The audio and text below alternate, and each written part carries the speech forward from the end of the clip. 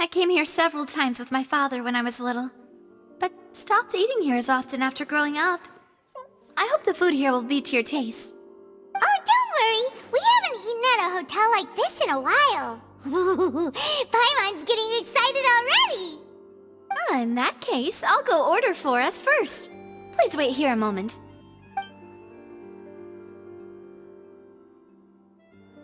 Ooh, everything looks so good! People in Fontaine sure know how to enjoy life! Why, of course! Go ahead, try whatever you like. If the food's good, I'll make a group reservation for the rest of Spina di Rosula next time. And if it's not? Well, then I'll still bring everyone. Albeit with only one dish per table. You, sure have your own way of doing things. Oh, we called this a farewell meal, but we could also treat it like a victory feast, right? We did just win that case after all. Oh, true. Very true. In that case, boss, we'll have another 2 dishes. Huh? Paimon didn't mean that you had to order even more food.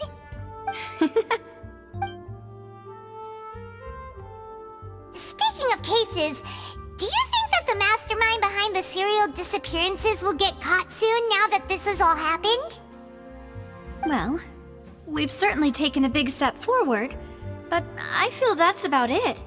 We know that there's an organization that means to dissolve these young women, but we still don't know what they are really after. If it hadn't happened right in front of us, Paimon wouldn't have ever believed that a person could be dissolved like that. Right? Yet it was because this was such a preposterous notion that the investigation could never really move forward before. Ugh. If only that guy could have finished speaking! We were so close to hearing who was behind it. In such investigations, even the smallest step can seem like a yawning chasm if the trail of clues is cut off. To be honest, I don't have high hopes for any follow-up that the authorities might conduct. It's not that I don't have faith in their ability, it's just that a different perspective is required in some matters. It's easy to guard against and deceive a single narrow perspective. A shift in thinking is required at such times in order to produce a breakthrough. Which is exactly why the Spina di Rosula exists. Those highfalutin folk are not all-knowing. That's why we exist. To seep into the cracks where filth falls through, where their watch fails them. That's the kind of problems we solve. Seems Paimon thought things were simpler than they actually are. It's all right. Well, this was supposed to be a farewell meal, so I doubt you have further interest in this business, right? Let's talk about something else. Like, what are your future plans? That's true. We didn't have a chance to speak to her after the trial ended. It didn't really seem like the right time or place to do it anyway. I see. So, your primary objective, which has been foiled so far, was to have a chat with the Hydro Archon. I've heard that there's a long line of people waiting to meet Lady Furina. I suspect you'll be waiting for quite a while, considering that you missed your chance today. Yeah, we've heard that she's super popular here in Fontaine, and that it'll be tough getting any of her time. Well, would you consider some more, unique ways? Perhaps even methods of, let's say, questionable legality? Guess that's Spina di Rosula's boss for you. Chock full of sketchy ideas. Well, what did you have in mind? Well, one way would be to infiltrate a performance troupe at the Opera House, only to abandon your act at the play's climax and ask to speak to her after the performance. I'm sure Lady Furina would be eager to see the ending, and would agree in order to finish watching the play, don't you think? Could you suggest something a little more practical? This plan seems pretty hard to pull off. We'd have to go learn how to act, and acting's really hard. All right, here's another. Find a way to conceal yourselves under her bed, then wake her up in the dead of night and demand answers. Don't let her go back to sleep until she answers all your questions. I can personally testify that this one works. When I'm sleepy, I'll do anything as long as I can finally get some sleep. That might work, but that's not really the problem. The problem is we don't want to get ourselves arrested. Ah, valid point. I overlooked that part. I was just thinking about leveraging a person's desire for sleep. All right, no more joking around. Perhaps you could... Oh, I don't know. Cut the line when she's on a break. You did defeat her in court, clearing citizens of hers from false accusations. False accusations she had nearly upheld personally. I imagine that she feels quite ashamed about the whole thing. You mean that if we catch her while she's on a break, she might be too embarrassed to refuse? Oh, that does make some sense.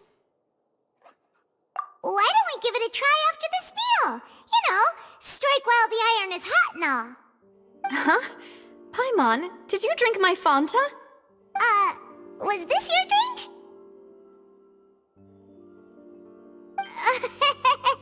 Sorry about that. Paimon wasn't really paying attention and the cup was right next to Paimon. Would you like to order another? No, it's fine. We're just about done here. Alright. Honestly, Paimon wouldn't recommend Fanta anyway. It tastes kinda salty and icky. Is that so? Huh. Well, in that case, we'll have to blacklist the Fanta here then. If we're all finished eating, then I'll go pay. Yeah, we're stuffed. Thanks for the treat, Navia. Oh, so full. Paimon can barely float anymore. Nah, that would be so... normal. You know, like you. Okay. As for expenses this month, we're left with... Hey, Navia! What are you doing over there? Oh, nothing. It was just a meal, you know? Nothing the Spina di Rosula can't cover.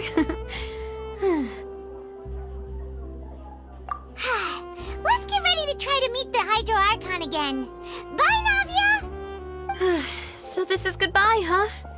Well, if you do encounter any other trouble in Fontaine, you're always welcome to contact the Spina di Rosula. I'll give your requests the highest priority. In any case, I wish you smooth sailing. I'll see you again, partner. See ya!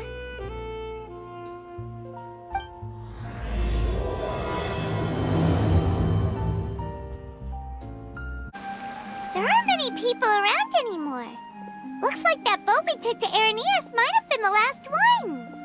Vacher. Looks like we're back here again. Huh? Traveler? Are you hearing voices again? Ugh. That's kinda spooky. Are you sure we don't want to come back in the morning? Vacher? Vacher. Hey, why are you still walking towards it? There might be something nasty in the water. Huh? Hang on. Paimon can kinda hear a voice.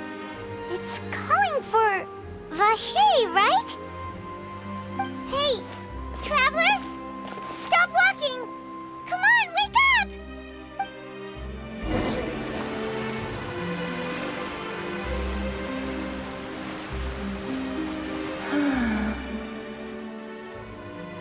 Vacher, are you...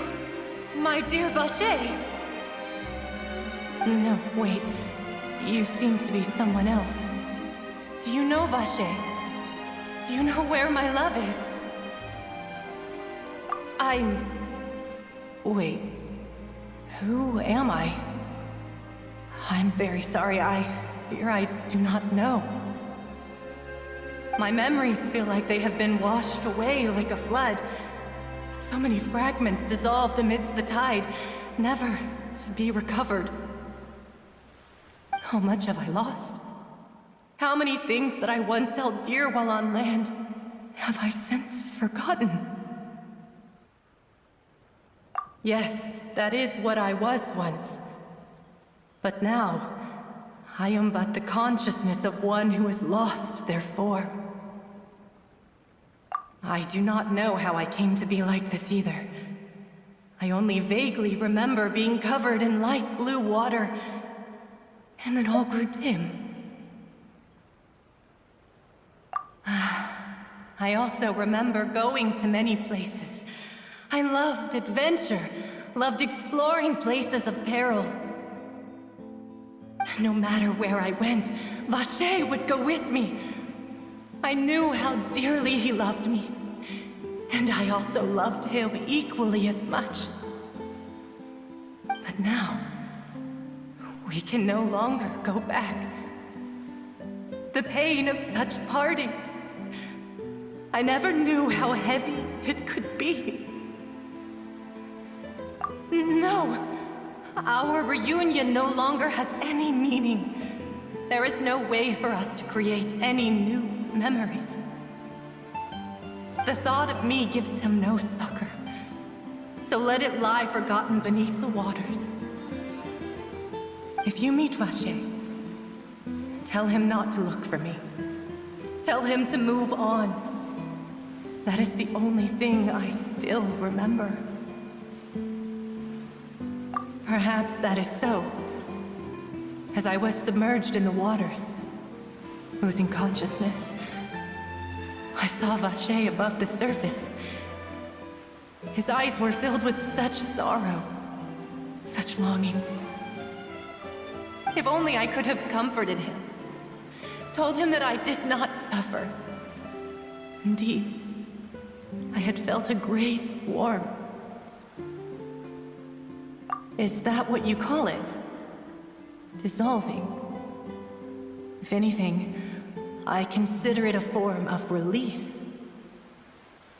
It was a state of neither fear nor frenzy, with only an endless peace, like the water's still surface. I could also liken it to being a thirsty person who drinks water for the first time, and only then sees how they have lived for so long in a world of endless want and anxiety. I think I hear your companion. It's time for you to go, I think. Farewell, then. I am glad that you were able to sense my presence. Remember, if you see Vacher, tell him not to seek me out any longer.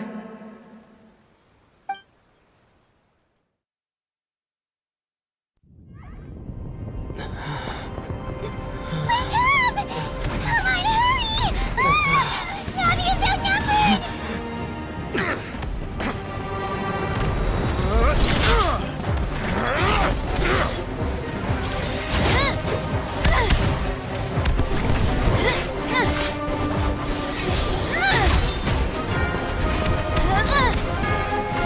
Demoiselle, look out!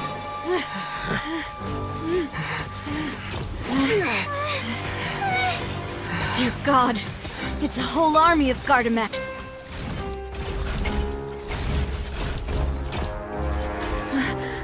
Clorinde?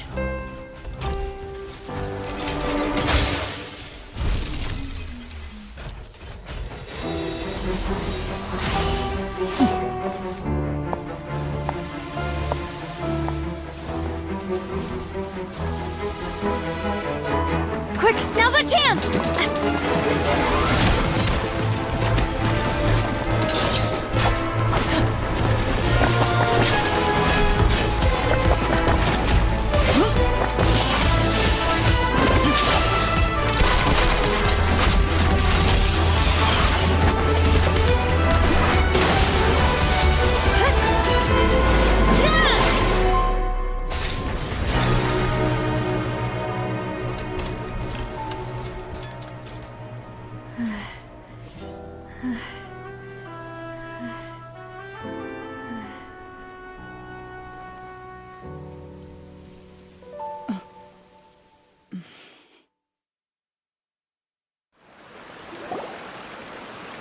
I should thank you for lending us your sword there, Clorinde. But before I do so, could you explain how you managed to show up here? I followed you. It seemed to me that danger has followed you more closely as of late. I believe that following someone without their knowledge is actually called stalking, is it not? Mr. Callus's last wish was for me to ensure your safety, and I will not betray his trust. He would do the same, were he alive today. Do not speak of my father! Sorry, demoiselle. I was not strong enough. Thank you for your aid, Miss Clorinde, but do keep an eye out for your manner of speech. I believe we all wish to avoid unnecessary emotional harm. Sorry, I did not consider your feelings. Whatever. What else do you know? How did you come to the conclusion that I'd be in grave danger? I doubt I know much more than you, but I believe that the mastermind behind the serial disappearances is very powerful. Your performance tonight will almost certainly attract their attention. I'm sure they've known about me. To be honest, I'm shocked it's taken them this long to act against me. And what about these Guardemeks? I thought only those associated with the Maison Gardiennage could control them. None of these Meka have serial numbers. I was sure to check a moment ago. They are not the ones used by the authorities to enforce the law. I can only conclude that some powerful or wealthy party must have obtained them via illegal means, deploying them as a private force of sorts. What? Your point being that they're out of Spina di Rosula's league, then? Yes. Be careful, and do not act rashly. I will continue investigating no matter what. We will bring the truth to light. That's my father's true last wish. Regardless, thank you for your help today, Clorinde. But if you get any ideas, tell me first. I don't much appreciate being followed. I do not think that they'll strike again anytime soon. So I shall stop following you. Good day, all.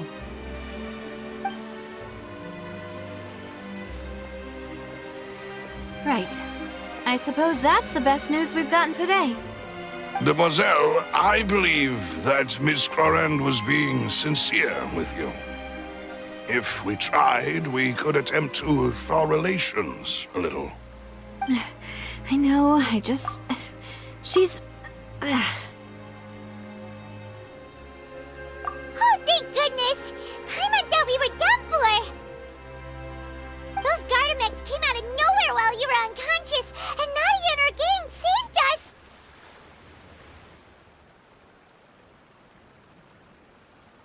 Oh, and there was that champion duelist named Clorinde who came out to save us too! We got lucky there. Paimon probably couldn't have fought them off otherwise. Oh, come now. Forget all that polite talk. That wasn't really a farewell meal we had back there. Not for me, anyway. In truth, I hope that every meal we have together shall be a victory feast. As such, we're still partners. There's no need to thank me. It will take 50 years for me to match Demoiselle's magnanimity. If it were me, I would have joined the Spina di Rosula on account of her goodwill long ago. All right, you two. That's enough. Actually, Navia, how did you know that we were in danger? You sure did show up in the nick of time. Well, to be honest, you're the one who tipped us off, Paimon. Huh? Really? Paimon contributed somehow? Cool, Paimon's even more amazing than she thought! Yes, all thanks to you grabbing my drink by mistake. How did that help? After we parted ways, I was on the way back to one of our bases when I suddenly thought of what you said. That the Fanta tasted kind of salty and icky. Fanta only comes in sweet flavors, so how could it have tasted salty? The color of the drink, if I recall, had also been a bit off. So the Fanta had been spiked with water from the primordial sea? Yes. So, if you hadn't drunk that cup for me... Spina di Rosula is preparing the grandest of awards for you as we speak for saving the boss. Huh? Really? sent people to Hotel de Boer to investigate, but whoever did this left no trace at all. That's when I figured out that you might be in danger, and hurried here as quickly as I could. But why would they go after us too? All we did was defend Linny in court and help clear his name. Ugh, now we're caught up in this mess too, aren't we? Well, you did foil a plan that they were probably pretty proud of, and almost got their name in the process. Speaking of which, did anything strange happen when you drank the primordial seawater? Well, it can't be a coincidence that the Traveler fainted just now. He said that he heard that voice calling for Vacher again. Oh, and this time Paimon heard it too, but it was real faint. Does this situation have to do with the primordial seawater then? Does that mean the primordial seawater raises someone's sensitivity to hydro when it's used on people who are not from Fontaine? That doesn't sound like too much of a bad thing, to be honest. New intel? While you were out cold? Well, let's hear it, shall we? Oh, that is important. Vacher. That name doesn't ring a bell. I suppose he hasn't stepped forward as a witness in court lately. Since he saw that young woman dissolve, he was at least at the crime scene. But he never gave testimony or any information regarding people dissolving in the primordial seawater. Could he have been threatened? Yes, thank you. This is very important information indeed. We will continue to investigate. Oh, you mean you'll help us investigate? Well, you did say that our farewell meal didn't really count. That means we're still partners, right? And besides, we're in this now whether we like it or not. You're not gonna let those people who targeted us get off the hook so easily, are you, Traveler? Demoiselle, do try not to look quite so pleased. You are the face of Spina di Rosula, after all. You talk too much. Well, in that case, let's head back to one of our bases, shall we? I'll arrange accommodations for you. We also have some plans to go over, and hopefully we can deepen our bonds as partners. But we'll take that one step at a time, I guess. Don't worry, you two. With us around, our base is definitely secure. It's right up ahead, but let's make sure we weren't followed first. I've been keeping watch, Demoiselle. I haven't spotted anyone suspicious thus far. Very good. But let's not let our guard down for now. I shall find rooms for our respected guests. Thank you, Melus. Now, let's continue, Traveler.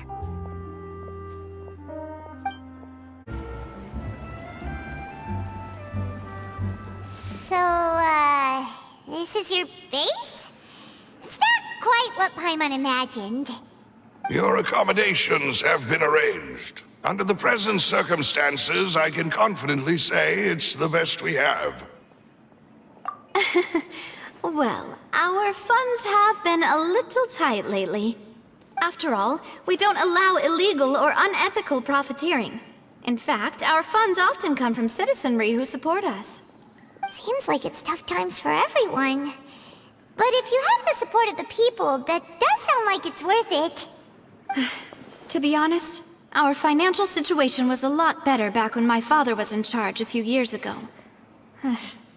I'm afraid I'm not quite his equal. Your father... he was the previous boss of Spina di Rosula, right? How did he... Demoiselle, if you'll allow me to explain. No. I'll explain it myself. I suppose I couldn't run from this topic forever.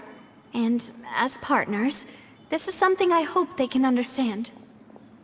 My father's name is Callus. Yes, the same one they call Callus the Unfaithful in the streets. 3 years ago, he was accused of murdering his own friend. But he chose a duel to defend his honor instead of standing trial. He died in the duelist's ring. Oh no. But I do not believe my father was a murderer. I'm sure he was set up. At the time, I believed that if he only stood trial and was duly investigated, something amiss would crop up and prove his innocence.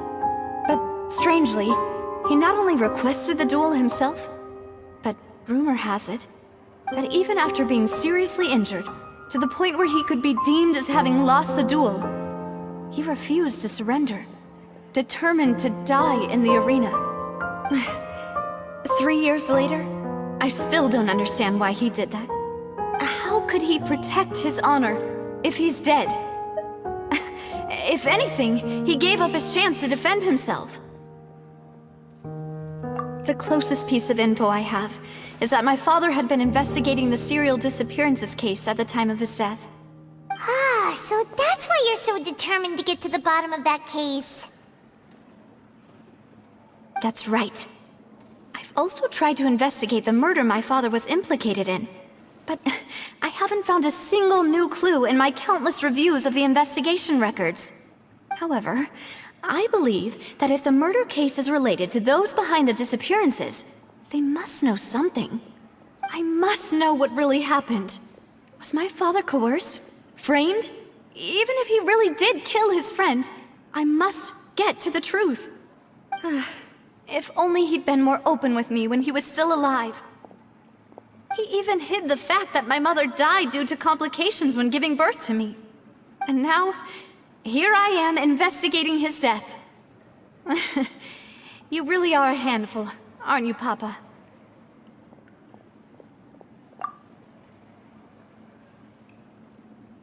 Demoiselle, please, if there is anything I can do, anything at all. I also will never believe that Master Callus murdered anyone. There are none whom I respect more than the two of you, Demoiselle.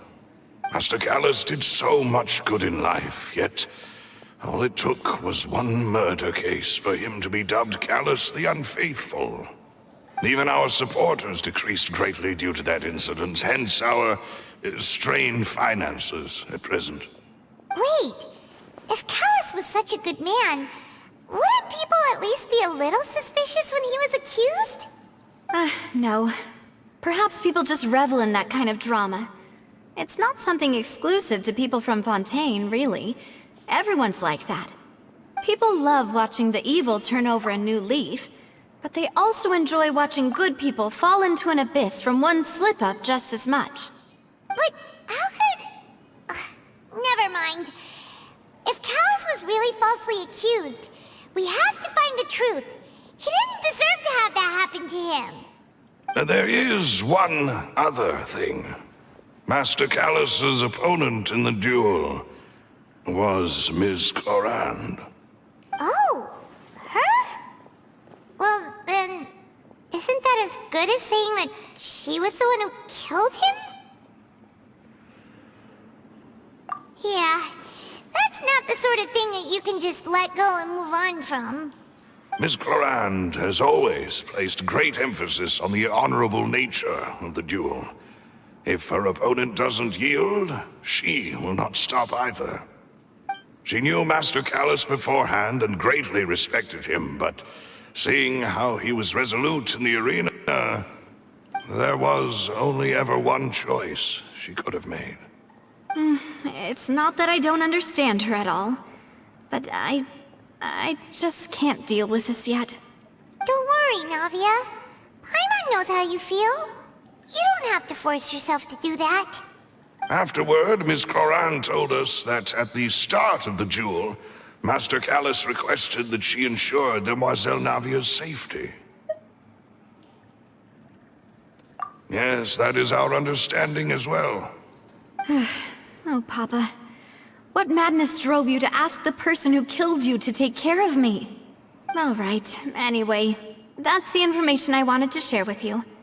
Even if it did sound like I was just complaining towards the end. Thanks. You two should go and rest. This was quite a day after all. Yeah, Paimon's beat. Please, relax and get some sleep. We will ensure you rest soundly.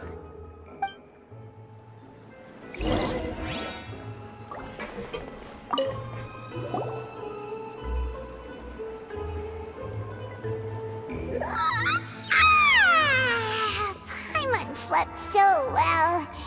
This place feels almost too safe. Huh? Navia? Where did the other two go? I sent them back to Poisson. It's Spina de Rosula's place of origin, and where we have our headquarters. There's not much for them to do here at the moment. Paimon gets the feeling that you're just trying to get them off your back. But never mind that. When did you get back? Were you waiting here the whole time? No, I just returned after going out for a while. I did some investigating yesterday regarding the name Vacher. Wait, so you didn't sleep at all? How could I after having such critical new evidence appear? Guess Paimon wasn't speaking for everyone just now, huh? Unfortunately, this name seems to have been wiped from existence. It doesn't seem to have a match anywhere. I suspect that those behind this have already taken steps to hinder an investigation from this angle. But that does prove that this Vacher person is a key witness in the incident. Does that mean we're too late, though? No. There is one ray of hope. One place in Fontaine that they would find almost impossible to threaten, no matter how much they wanted to. And that is the archives kept by Chief Justice Neuvillette, a place where detailed files on all the cases in recent years are kept. If the Oceanid you met is one of the young women who went missing recently, we should be able to find some related information there. So Neuvillette maintains an archive of case files? Whew, guess that's the hard-working Chief Justice for you. In that case, let's go talk to him, shall we?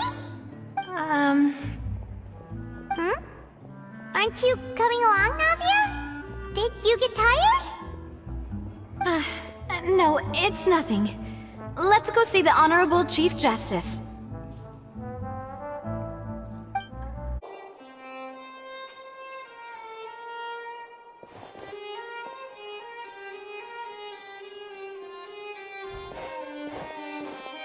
Halt! Please state your business here. The Chief Justice is presently occupied with official matters.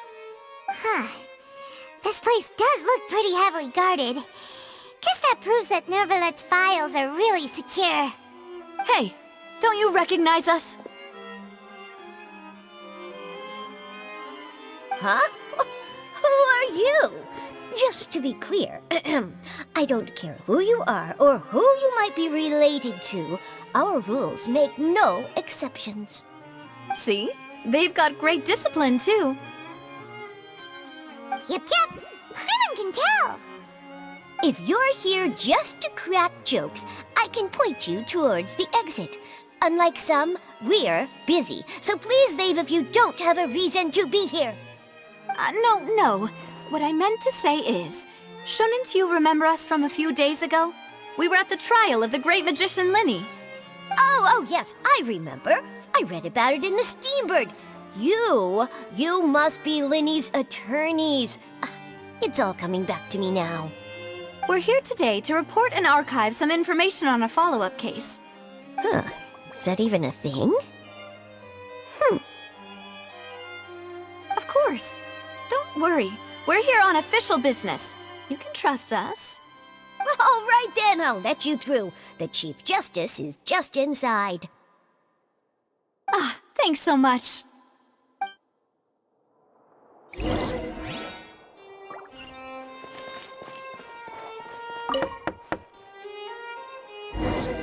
Please come in.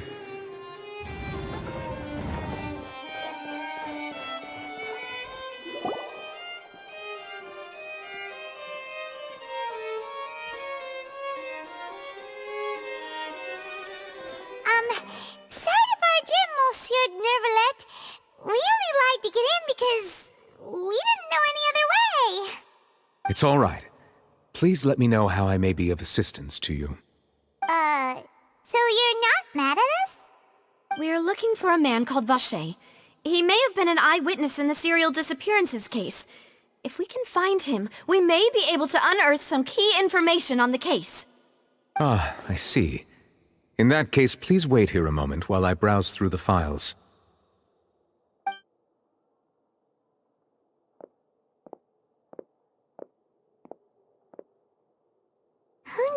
that Neuvillette would be so easy to talk to.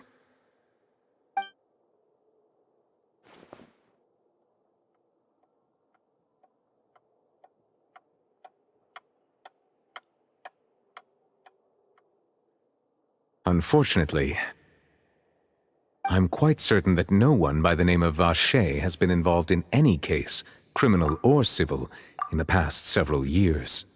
There are no records of him either in the files or in my memory. Traveler, what if it was really just a dream? Is that so? All right then. Thank you so much, Monsieur Neuvillette.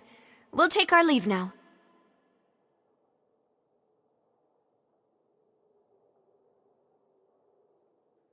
Ahem.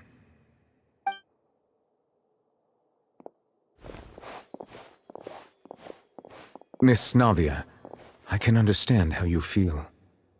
Your father, Callus, was a truly exceptional man. We deeply regret his passing.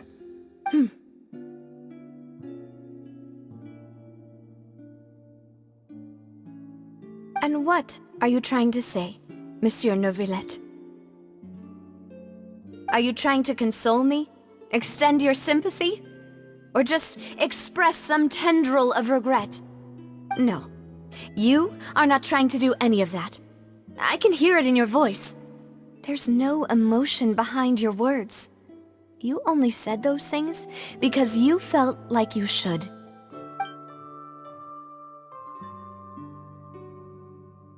It's just like last time. After my father took his place in the duelist ring, I pushed through the guards to talk to you as a last resort. You even told me then that you thought there was something fishy with the case, yet you still allowed the duel to go ahead. In your eyes, the value of a human life is nothing compared to those cold laws you hold so dear. If you truly regret my father's death, then why didn't you call a stop to the duel? Why didn't you give me the power to stop him from throwing his life away? Why did you just let him die, despised and hated by all? Everything was hanging on a thread at that moment.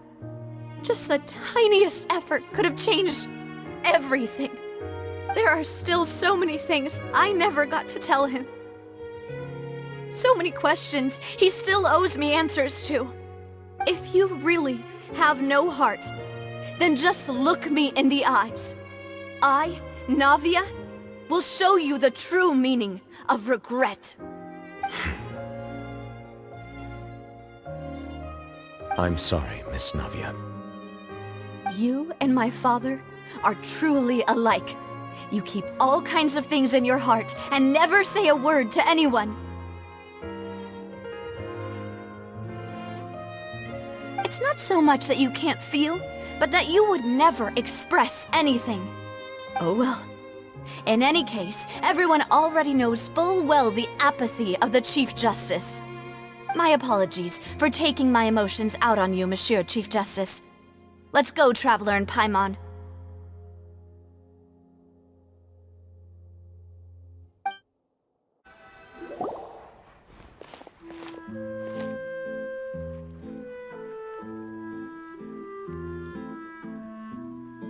Navia, are you okay?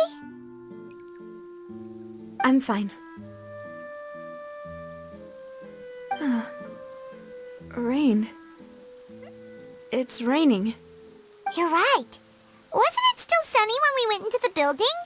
And there shouldn't be any active trials today. How strange.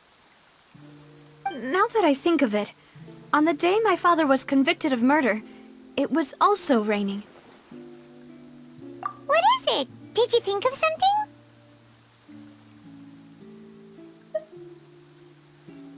Yeah, he was outside. It was uncovered and the rain could fall there. Why? Do you think the rain could have affected the crime scene? That thought has occurred to us before. We've even expanded the search area to try to account for that, but didn't find anything of value. Oh? Wait. You don't mean... So you're saying that the true murderer could have been turned into water and then got washed away with the rain? Yeah, And if that's what had happened, then no one would have believed your dad, even if he explained what he saw to the authorities. I really think I found a true genius for a partner. You're completely right. How did I not connect the dots earlier? All right, let's go to Poisson. With this new lead in mind, we'll get to the bottom of my father's case for sure. Yeah, we're gonna make progress for sure this time. Do you want to go with me now? Or do you want to head over by yourself later? Great, let's go then. Whoa, what a huge ship! Why would a ship be anchored at a place like this? There's no need to be so surprised. While it may look like a ship, it's actually Spina di Rosula's headquarters. My father was the one who asked for it to be built like this. Perhaps our taste in exterior design is the only thing we occasionally had in common.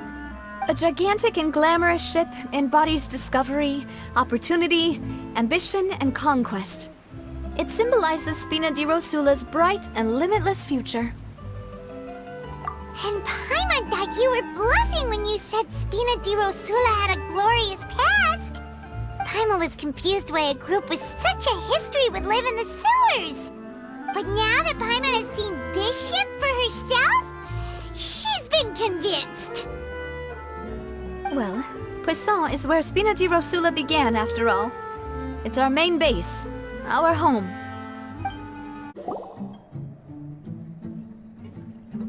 Melus, we're back!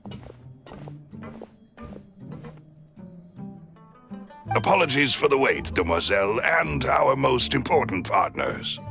You said before that you still had some business at the court. What brings you back to Poisson so quickly? About that. It's because my partner here reminded me of something really important. You see, what if my father's case had something to do with water from the primordial sea? You still remember, right, Melus? On that night, it was raining?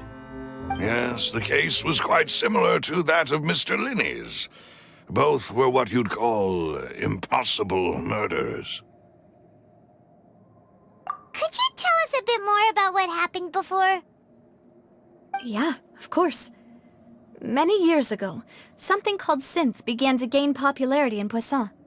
At a glance, it was a kind of drink that could excite your mood and produce many pleasant hallucinations. Wait! Didn't that guard guy who turned into water also mention that the primordial water could be used to produce some kind of potion? Yes, he did. Considering what we know now, it's almost certain that synth is created using water from the primordial sea. If you drink synth for an extended amount of time, you'll suffer many side effects, such as losing the ability to focus or control your emotions. And if you were to stop drinking it completely, you'll experience flashes of paranoia and anxiety while lacking energy to do anything. It's an extremely dangerous substance. As he oversaw Poisson, my father was compelled to put a stop to synth abuse and called for a complete ban of it. Boss's uncompromising attitude incurred the synth vendor's wrath, but no matter how much they threatened or bribed him, he refused to yield. Not only that, Boss became determined to find the mastermind behind the synth operation and put an end to the problem once and for all. Yes, but the enemy was very cunning. So he could never get anything out of the dealers, all of whom only sold the stuff and weren't privy to the rest of the operation. Recognizing that, my father decided to contact the dealers in secret and cultivate personal relationships with them. Finally, he was able to convince someone to become his informant. The man's name was Jacques. He felt greatly ashamed about his work after seeing many families destroyed by synth abuse. That night, my father hosted a banquet at his countryside estate. He planned to meet up and exchange information with Jacques over some food. But then, we heard 2 gunshots from the courtyard. We raced to the scene and found my father, still holding a gun, and Jacques, who was already dead on the ground. Huh? How did that happen? Aren't they on the same side? Sounds just like Lenny's case, doesn't it? In both cases, the culprit seemed obvious. but neither appeared to have any motive at all. Looking back on it, though, I now believe the most important clue was something we all overlooked at the time. There were pieces of clothing left at the scene. Precisely. It's all thanks to you that I made the connection now. Back then, we all just thought they were some costumes that Jacques used to disguise himself at the banquet. But, considering it now, it's almost certain that they belong to a third person at the scene. With one extra person, we'll also need to reconsider why the 2 shots were fired. You're right. We still don't know what happened. But my intuition tells me that we're on the right track to figuring it all out. I'm finally headed towards the truth. Jacques was an empathetic man who was infinitely remorseful for his past actions. It's unlikely that he turned on Boss with 0 warning. I think this third person is probably the key to the full truth. On that note, however, even though this will not please you, demoiselle, as your and your father's butler, I must still offer a word of warning. Our opponent is insidious and cruel. They are extremely difficult to deal with, and Boss has already lost his life trying to bring them to justice. Even though Spina de Rosula has lost most of its former glory, Poisson has welcomed a new time of peace, and we have been allowed to live out our lives. There is no need to follow your father's path. It would be both wise and in line with Boss's wishes to step back and give up on the case. If that's indeed what he wished for, then he should have told me that himself. Was I not the closest person to him? And yet, I was the one most kept in the dark. What was the point of him dying without sharing any of the secrets he knew? Did he manage to protect anything in the end? Synth is still here. Callus the Unfaithful is still his epithet. And Spina di Rosula is barely getting by. Nothing has changed. Did he think I'd just accept his meaningless death and live out my life just as meaninglessly? I've never accepted that. Ever. Not since that day, and certainly not now. I want to find out the real answer for everyone's sake. For the missing girls, for the victims, and for myself. Navia. This is indeed the best moment to act. Your partner appears to be quite reliable, and more importantly, demoiselle, I think you're also ready to take this on. So you do know something else, Melus? Yes, I do. In fact, even before that banquet, Boss already knew of the connection between Synth and the serial disappearances case. But what drove all the tensions to the boiling point was the revelation that you, demoiselle, had been selected as the next target to disappear. What? Boss also didn't tell you that he had been diagnosed with a rare illness. The doctors told him that he had no more than 5 years left to live. And the serial disappearances case caused him great anxiety. 5 years was nowhere near enough time to resolve this long-standing conflict, but once he passed away, all the danger would pass on to you. Knowing all of this, he decided to use one final intimidation tactic before his death. He claimed to have already gotten his hands on some key incriminating evidence for the other side, and even told some members of Spina di Rosula about the details. But as long as you remained safe, he would not share the evidence with the public. If something were to happen to you, then he and all those he told would immediately expose all they knew about Synth and the disappeared victims. Right, so nobody would be able to get off scot-free. As we've seen, Boss's tactic has worked. Even though Boss has been gone for a long time, the other side has not tried to take Demoiselle's life. No, I don't believe it. He never appeared to look sick to me. No father wants their daughter to see them weak and haggard, especially someone as proud as Boss. To him, dying in a duel and suffering lasting dishonor as the unfaithful was still far preferable than losing face in front of his daughter. So he chose to die in silence, so that he could protect me. I'm afraid you're not understanding this correctly, demoiselle. What Boss wanted to hand to you was not a parasol, but a sword. If Boss's spirit could hear you telling me that you want to find the answer for the sake of everyone involved, I'm sure he'd be extremely proud. That fool. Couldn't he have just given it to me straight? No.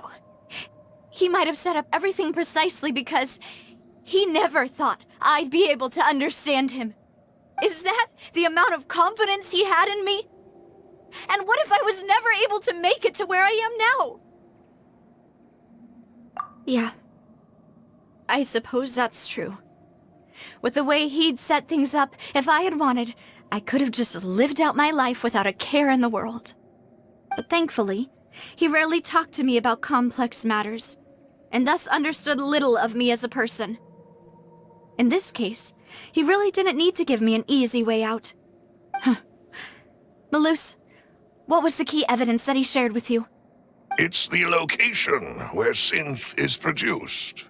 Essentially, it's the enemy's headquarters.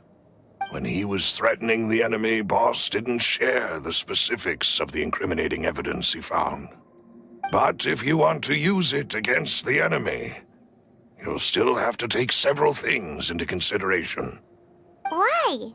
If we know where the place is, can't we just go storming in? You mustn't forget that we're fighting against a mysterious and dangerous organization that's been in operation for decades. There's no telling what might be lying in wait at their headquarters. We also have no idea what kind of evidence we may be able to find inside, nor what people we may be able to capture. But a single visit to their headquarters would be tantamount to a formal declaration of war. The worst case would be that we leave empty-handed, but also open ourselves up to full retaliation. Then, in that case, why not work with the Fontaine authorities?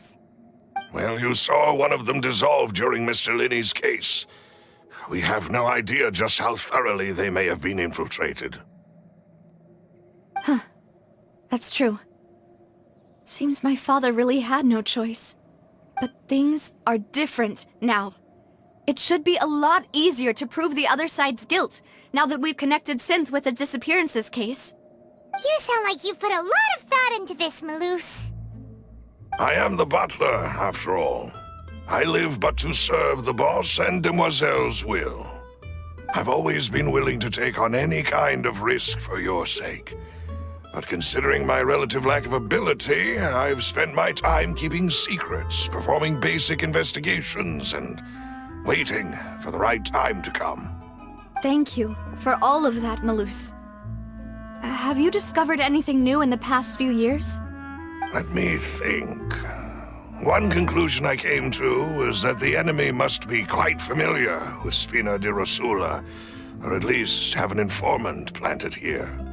When I announced orders to the organization's members on Demoiselle's behalf, I used to deliberately keep a few people in the dark and observe the reactions of the synth vendors. If the vendors didn't change their plans, then the individuals informed of our orders must be innocent. If the vendors packed up and fled, however, then someone must have given them the news. After several rounds of testing and investigative tracing, I've narrowed the suspect list down to 3 people. The first is Florent, Spina di Rosula's senior advisor. Huh? Florent? Yes, surprising, isn't it? He was one of the people Boss trusted the most, which also means that he was someone who understood Boss really well. Thanks to his position within Boss's innermost circle, he always knew our upcoming plans and could thus avoid capture this whole time. There's someone else like him too. Marcel, the head of Confrérie of Cabrières. Uncle Marcel. It's a guild in Poisson. A boss helped it to grow to its current size and prominence. In the beginning, they were only reselling some daily goods, but now they're one of the richest guilds around, with a lot of business connections in the city. So, they're like a sister organization of Spina di Rosula? Yes, you can say that. When we were fighting against the synth dealers, they provided us with plenty of support. It's a bit difficult to imagine someone using their own money to hunt down themselves. The final suspect is Thierry, the man responsible for coordinating information between Spina di Rosula and the guards. Although the guards mostly leave us to our own devices, there are still many activities we have to report to the local authorities. Since Thierry is always in the know about our current activities, he could theoretically always plan one step ahead. I see. These are all people who I communicate with quite regularly. To think that the enemy we've been fighting against has been right next to me all along, among those I trust the most. It's almost too hard to believe. If you want to investigate them, please take every precaution to not alert the quarry. Judging from our experience, the enemy is extremely cautious. Of course. And thank you, Melus. You've provided us with a lot of great information. You're too kind, my lady. I'm just doing my duty. And before I forget, proving Boss's innocence would also mean clearing him of blame in Jacques' death. After that incident, Jacques' wife and daughter were taken into the Spina's care. They still live in Poisson today. If it might help, you could also pay them a visit. I can make the necessary arrangements. Aw, thank you so much, Melus. You really are the best. A new case awaits, my dear partner.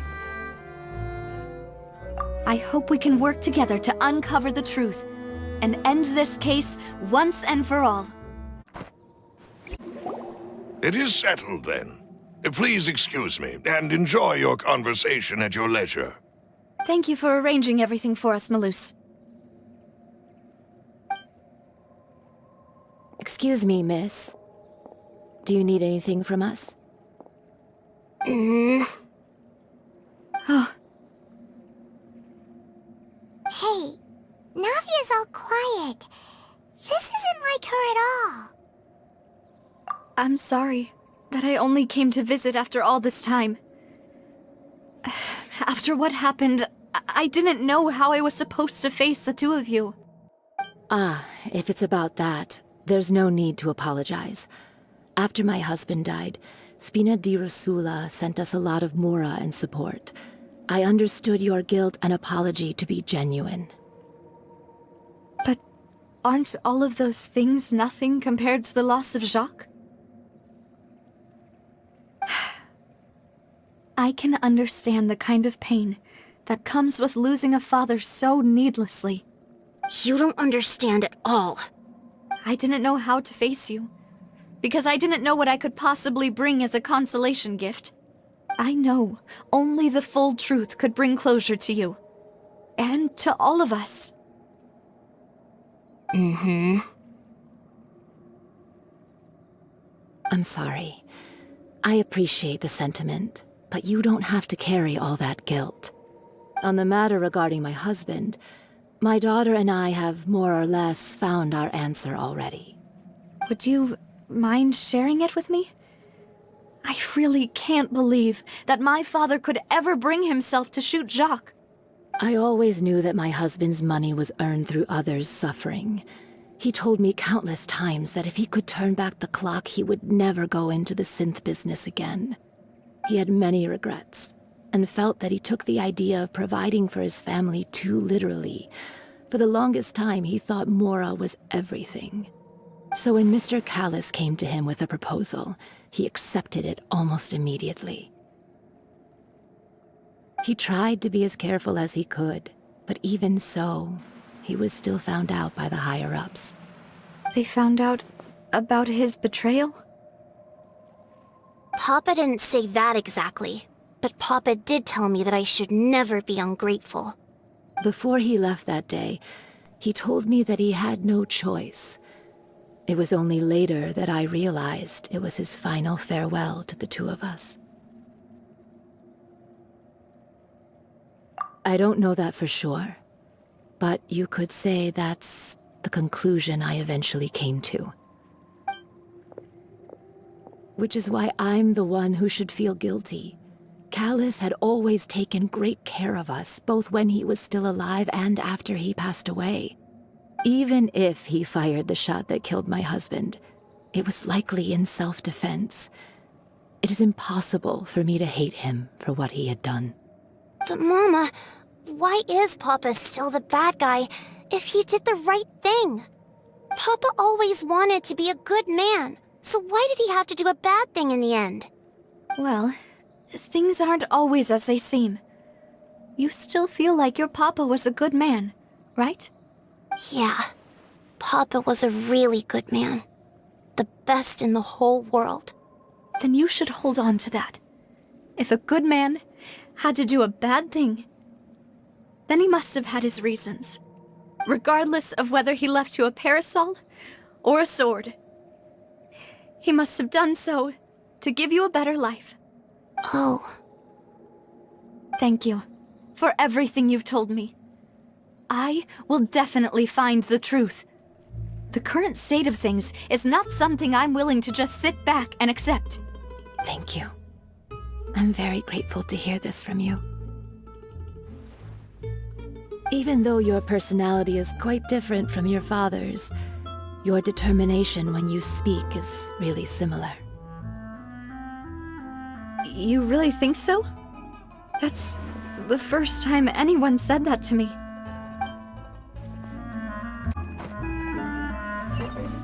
Are you okay, Navia? I'm fine. Don't worry. Let's investigate the 3 suspects next. Clorinde should be nearby, and we should be able to find Thierry and Uncle Marcel in the city. I'll get myself together on the way, so please don't worry.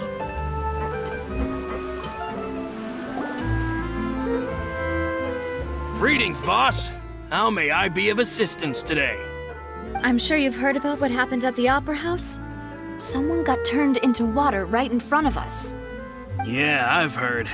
With something that dramatic, I'm sure journalists will milk it for all it's worth.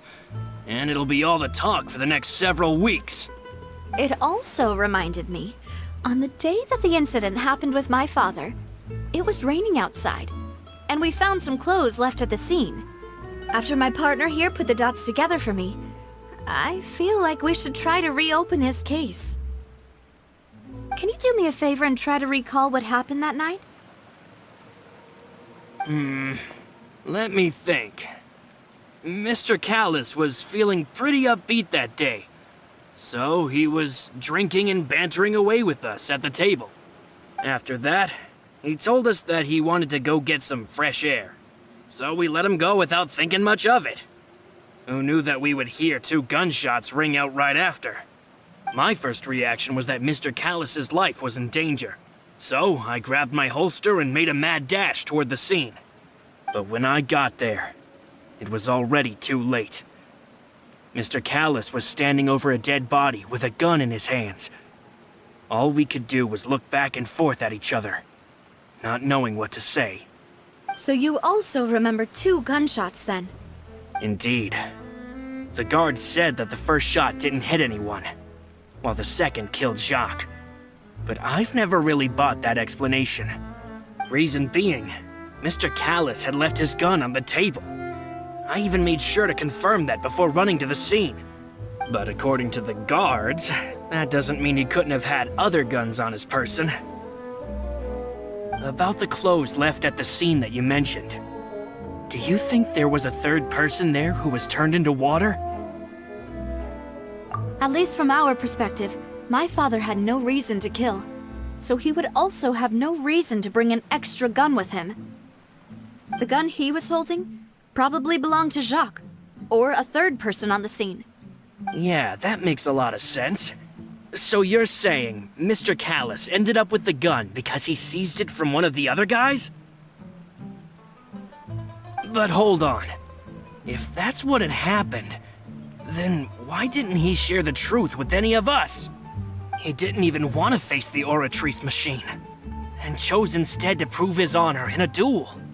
Did he lose all faith in the courts after seeing someone dissolve right in front of his eyes? About that, Melus told me a thing or two. So, I think I can understand why he committed to the duel. I'll tell you everything once the whole truth has been revealed. I understand. Then, I'll leave Mr. Callus's honor in your hands, boss.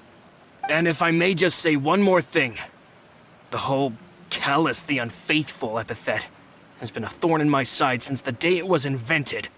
Many people have laughed at me for still calling him Mr. Callus, even after so many years have passed. But it was Mr. Callus's trust that allowed me to rise through the ranks of Spina di Rosula and live the life I lead today. No matter what others might say, he'll always be the man I respect the most. And he'll always be my boss. Don't worry. I will definitely find the truth. You and all our other comrades at the Spina deserve to know the truth as well. Hey, Thierry! It's me! Oh, now, what brings you here, Miss Navia? I've heard that you made quite the name for yourself at the Opera House. Oh, so you've caught news of that already. Oh, okay. Hey, I'm also a member of the Guards, you know. The way you make it sound, people would think I was sent off to Poisson because I had done something wrong. Are you sure there isn't a little bit of truth in that? Under normal circumstances, shouldn't you have been called back to the city already? I mean, where I work is really up to me. Let's just say I enjoy the ambiance of Poisson. Callus did a fantastic job running the town, building Spina di Rosula from the ground up and clearing many obstructions in my way. It would be next to impossible for me to find a similarly easy but high-paying job in the city. Anyway, enough chit-chat. Are these two friends of yours? You, here for some formal business? Yes. These two are my partners. What happened at the Opera House made us realize that Linny's case and my father's may be related. We're trying to reinvestigate the details of my father's old case. Ah, I get it. You think there might be more to the case now that we know people can be dissolved into water, right? I was also flabbergasted when I first heard of it. If you want to go through the original files from your father's case, I can help you look for them. That'd be much appreciated. Thank you. Actually, I have another question. Do you have the authority to dispatch Guardemeks? Of course. Without them, I couldn't possibly handle Poisson on my own. Why do you ask? We definitely can't use them to forcefully get more evidence for your father's case. Well, you see, just recently, we were attacked by a horde of unnumbered Guardemeks in the city. So, if you hypothetically wanted to do something against me, all you would need to do is get rid of the Meka serial numbers and send them after me. Then you think too highly of my abilities. Dispatching Meka is very different from controlling them. If I had to make an analogy, when you order a dish, the chef will make it for you. You can ask the chef to cook, but not to massage your shoulders or carry your baggage. If you try to make unreasonable demands, the chef would just think you're out of your mind and ignore you completely. The same goes for me and my Guardemeks. Removing a serial number is also not as easy as you might think. There are a lot of complex steps to it, and it's almost impossible to keep it a secret. So I can promise you, those Meka were definitely private units. They're certainly not cheap. So, whoever their owner is must be super rich, powerful, or both. Now that you mention it, though, being in the synth business would definitely be profitable enough to afford this. Oh, then you're officially in the clear, Thierry.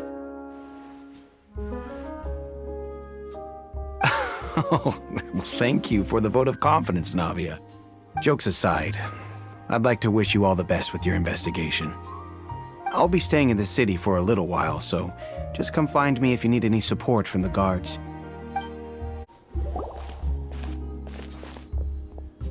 Hello. How may I help you? I'm here to see Marcel. Could you please let him know? You can just say Navia's looking for him. Sure. I will let him know right away.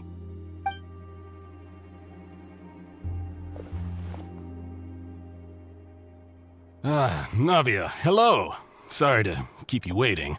I'm not as young as I used to be, so my legs are giving out a bit. Oh, it's all right, Uncle Marcel. There's no need to stress. I just wanted to talk to you briefly about what happened in the Opera House. I'm sure you saw everything too, right? Yes, I've never seen anything so strange. Oh, you were at the Opera House too? That's right. I went there with Navia to see the magic show. Who knew it would turn into a whole murder mystery? I also witnessed your marvelous sleuthing work. Quite impressive. To beat the Hydro Archon at her own game on her own turf, I can already imagine everyone in Fontaine discussing your exploits over a few glasses of wine. Oh, Paimon doesn't want to become the talk of drunkards. Apologies. It's just how Fontaine is as a nation. Everyone loves drama and theatrics. Uncle Marcel, you've also noticed that other thing, right? The fact that humans can dissolve in water? Yes, I was reminded of your father's case right away. Is that what you're investigating now? Exactly. I still don't have much solid proof, but I can sense that the other side has already begun to act. Oh, and what makes you say that? We were attacked on Araneus by some unnumbered Guardemeks. And there was also an attempt to get me to drink water from the primordial sea. If not for the vigilance of my partner, I probably wouldn't even be here talking to you right now. Oh, you're giving us too much credit. Wasn't it you who protected us? Alas, it seems things are heating up again. The peace that Callus sought so dearly will soon become a thing of the past. But rest assured, Navia, Poisson will always remain a safe haven for you. If you're scared, you can always return there. If anyone dares to lay their hands on you there, the Confrérie of Cabrières will use its funds to the last Mora to bring them to justice. Thank you, Uncle Marcel. But I don't intend to go into hiding. I'm going to strike while the iron's hot. Do you have any new thoughts on my father's case? About that. Sorry, my age is catching up with me, so it'll take me a while to recall my memory.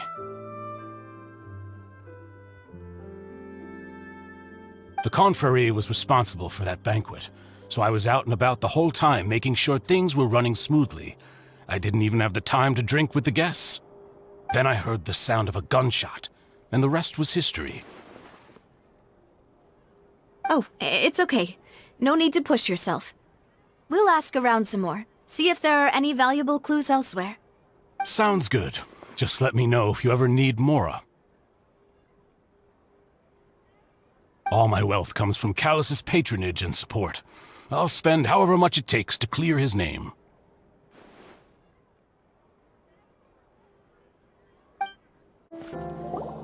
We've talked to all three suspects, purely based on their conversations with me. None of them sounded particularly suspicious. I suppose that's to be expected, though. If a single conversation's all that's needed to find them out, then my father wouldn't have needed to investigate the case for so many years. Anyway, even though we didn't make a breakthrough, let's still compile what we were able to find. But where should we start? Ah, you're right! Flora mentioned that Callus probably only ended up with the gun because of circumstance. That makes sense. According to Jacques' family members, he already told them that he had been discovered, and that he had no choice before he left home that day. If I had to guess, he probably received an order from the synth boss to kill my father. Had he refused, he and his family's lives would have been forfeit. So, Jacques fired the first shot? Oh? And why is that?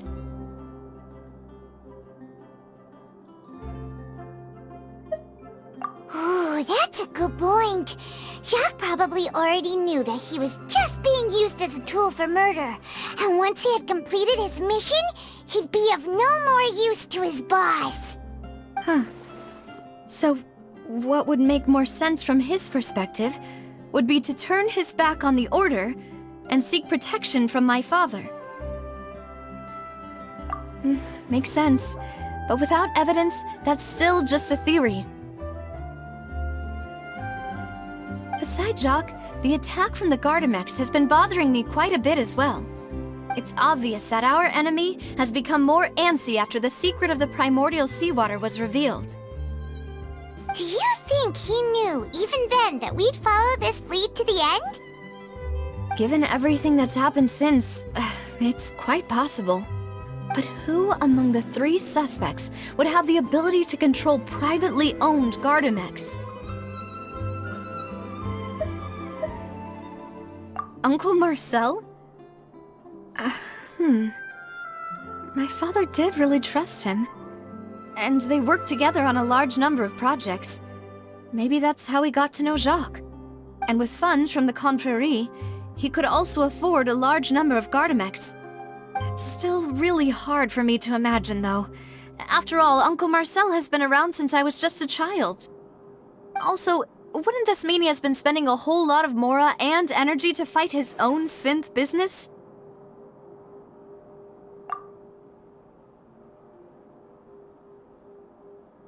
Florent? It is true that he was closest to my father, and thus had the best chance of learning about his dealings with Jacques. But as Spina di Rosula's advisor, his work mostly deals with personnel and security, so he shouldn't have much means when it comes to finances. So you're saying he's too broke to afford a mecha army? Exactly. He can't. And even if he could, I don't think he would be able to dispatch a whole group so quickly. Thierry, you say? Huh.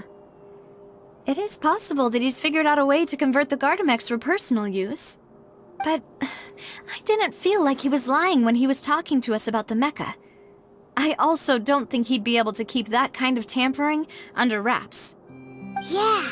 Had he actually tampered with the mecha, we'd be able to prove it with a simple check of the guard's inventory. If the mecha were taken from the guards, it should be pretty easy to find out when and how that happened. Who could it be?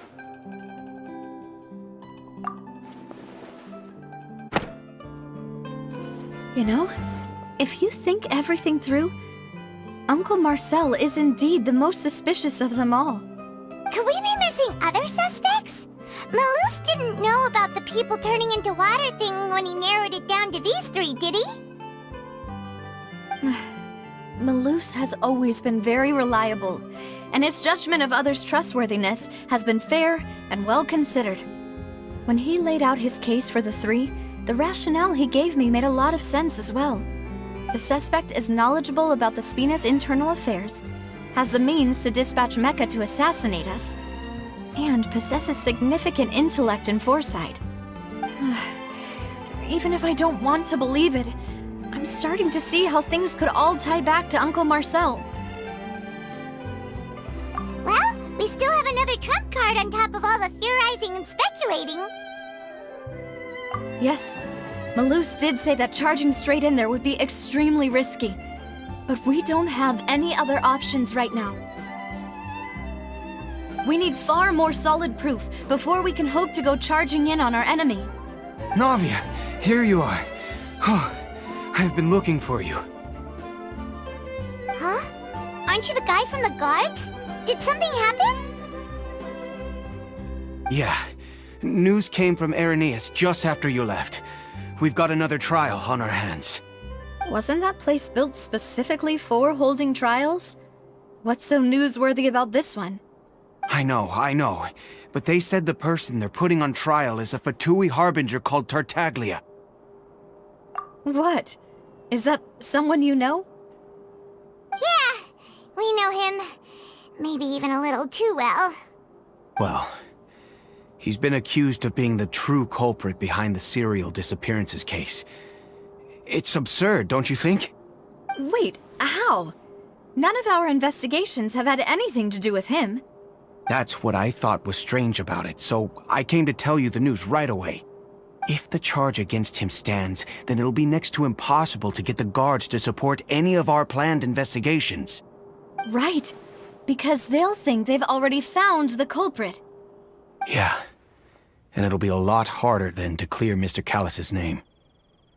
I understand. Well, partner, what do you think we should do? We still haven't found any conclusive evidence.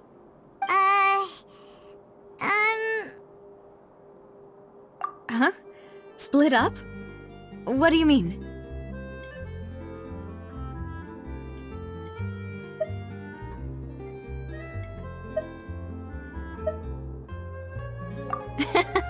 Just as expected of my partner.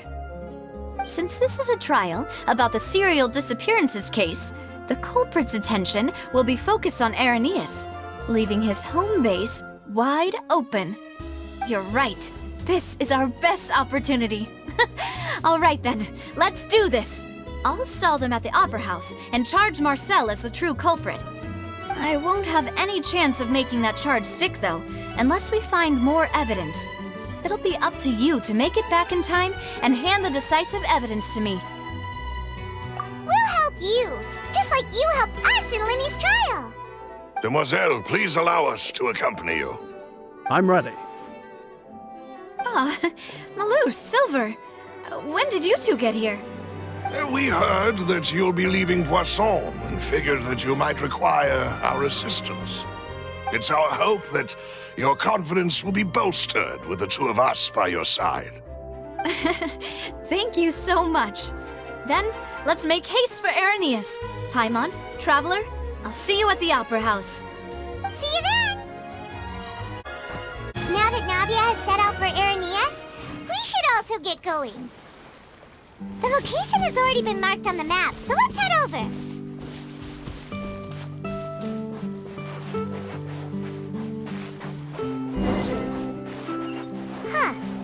According to Melus's info, the synth production base is underwater. Let's go and try to find the entrance.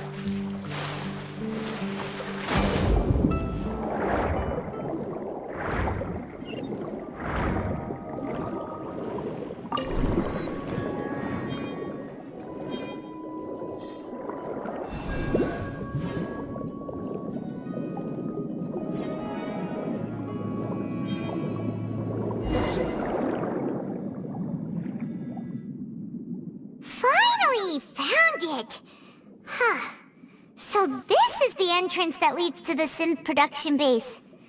It sure doesn't seem out of the ordinary at all. You're right. An important place like this is bound to have a ton of protective measures and mechanisms. Navia's probably arguing up a storm right now to stall for us.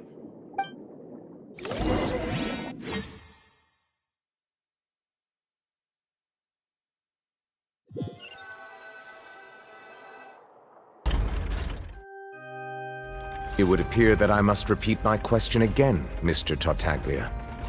Do you accept the charge that you are the true culprit behind the serial disappearances case? To be perfectly honest, I don't understand your country's complicated court system, or the reason why I'm being charged with something I've never even heard of. However, I did hear that people who have been charged can choose to participate in a duel to clear their name. Is that right? In which case, as long as I accept the charge, I can have an all-out fight with that champion duelist Clorinde, right? I've got to admit, that's one of the most enticing offers I've ever received. When I privately sparred with her last time, she was obviously holding back. Real disappointing. Hey! Don't you understand? You're currently the prime suspect for a major case. This isn't the place for you to be looking for fights. Oh? Sounds like the Hydro Archon wants to lecture me on the ways of the Opera House. Then why don't you duel me too? I'm the kind of student that learns best in the heat of battle. No. That's not what I meant. Alas, it would appear that communication with the defendant is going poorly, and we have made very little progress. In that case, let me explain everything from the very beginning again. The goal of this trial is to determine the culprit behind the serial disappearances case. That case had nothing to do with him! You've got the wrong man! Huh? What's going on? Why is she interjecting again? I told you it couldn't be one of the Fatui harbingers. Miss Navia, this is the second time you've interrupted the court proceedings. I only tolerated your behavior last time because you were able to provide the court with a key eyewitness. But that was an exception rather than standard court protocol. I can very well charge you with contempt of court for your interjections. Oh, please. Did you ever think I had any respect for this place's pointless theatrics? We can put that discussion aside for now. I'm not here to argue with you. I'm here to charge the true culprit behind the serial disappearances case. And if my charges prove true, then Tartaglia here will be proven innocent by default, correct? Oh, a young lady has charged in and offered to clear my name. How fascinating.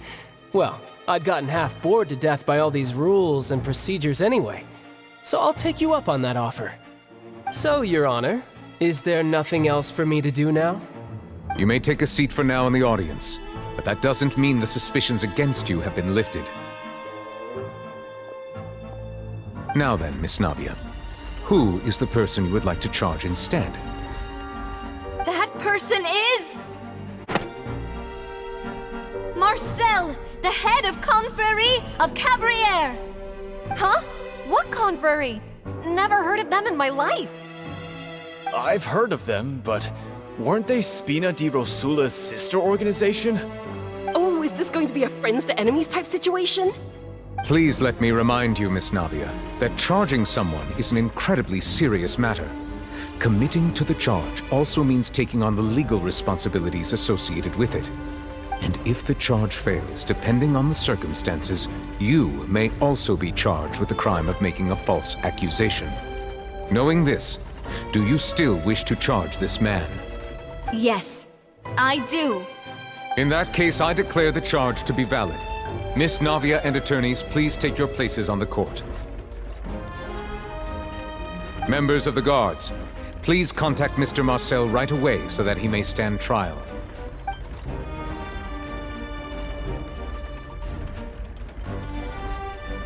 Mr. Marcel, you will not require an attorney. Is that correct? Apologies. It all just happened so quickly. I still haven't figured out what's going on. I think an attorney won't be necessary. This is probably just a misunderstanding between me and Navia. Very well. In that case, since both sides have now arrived, Miss Navia, please present your charges. I would like to take everyone back to 3 years ago, to the case of Callus the Unfaithful. Only through elucidating what really happened in that case can we connect all the dots for the serial disappearances case. Navia, do you really think that I was the one who killed your father? Come on, why would I do that? Callus was my benefactor, and remember both you and I only ran to the scene when we heard the sound of a gun. If that's enough to make me a suspect, wouldn't that make everyone at that banquet a suspect as well? I think there's no point in getting into the specifics right now. The audience doesn't even have the big picture yet. Even I'm struggling to remember some details of that case. Exactly correct, Your Honor. I must refresh everyone's memory about that case before I can explain my charge and reasoning. I see. In which case, I will recount the findings about that case as originally recorded by Maison Gardiennage.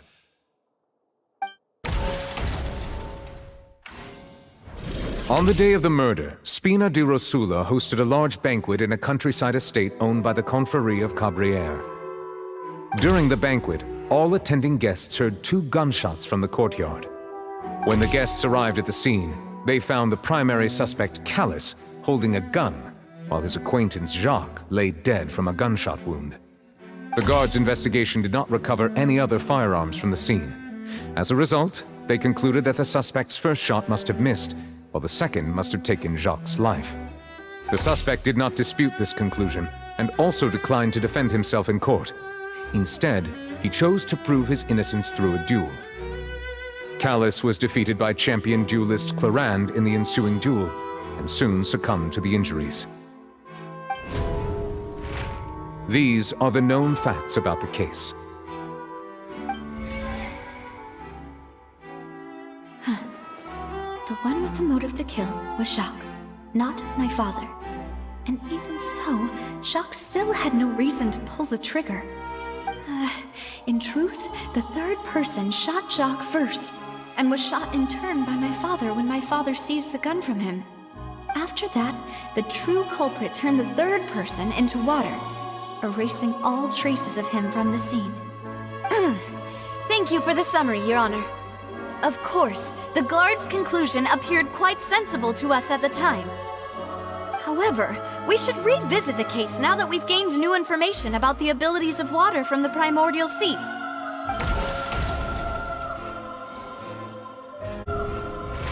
Realizing this, the true culprit caused the hired assassin to dissolve into water, leading everyone to believe Callus was responsible for Jacques' murder. This is the true version of events.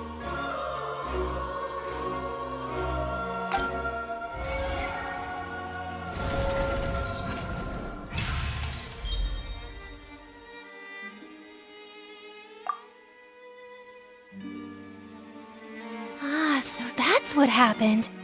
Wait, you're telling me something as dangerous as water from the primordial sea has been used for all these years? What a great theory. It also explains Callus's and Jacques' respective motives. I guess they didn't shoot each other after all. Mr. Marcel, you are the one being charged with the crime. You should provide a rebuttal if you wish to prove your innocence. Ah, but I think I agree with everything Navia just said. In fact, there was nothing in her speech that directly implicated me. Then, may I ask some questions?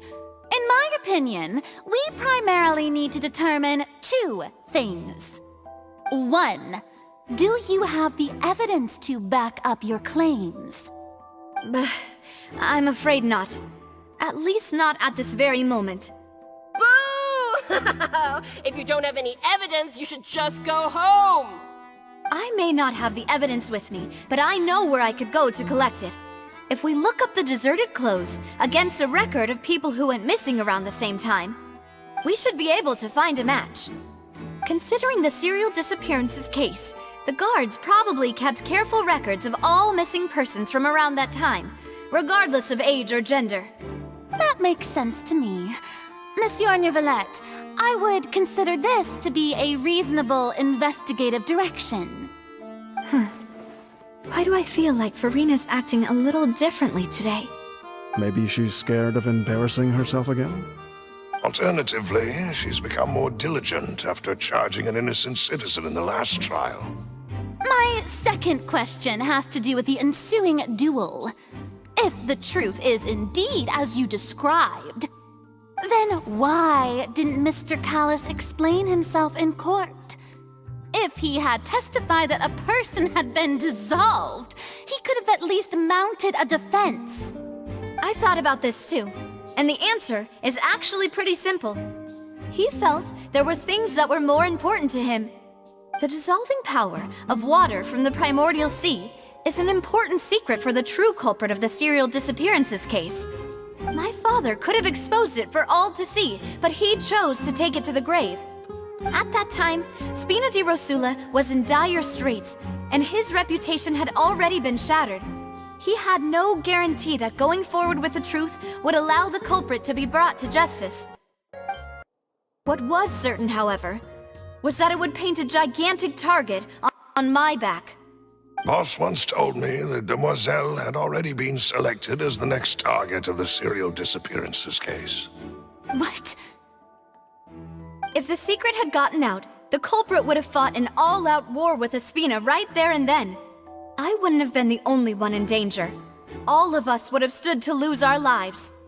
Of course, the guards might eventually figure out the truth of the matter and determine that we were in the right. But what good would that do? How can a hollow verdict protect anyone? Had this opera house ever given my father any kind of confidence in its brand of justice, Spina di Rosula would have had no reason to exist.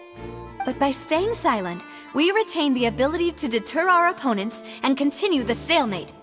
I was able to become Spina di Rosula's president, which made me harder to target, as well as giving me more time to grow and learn.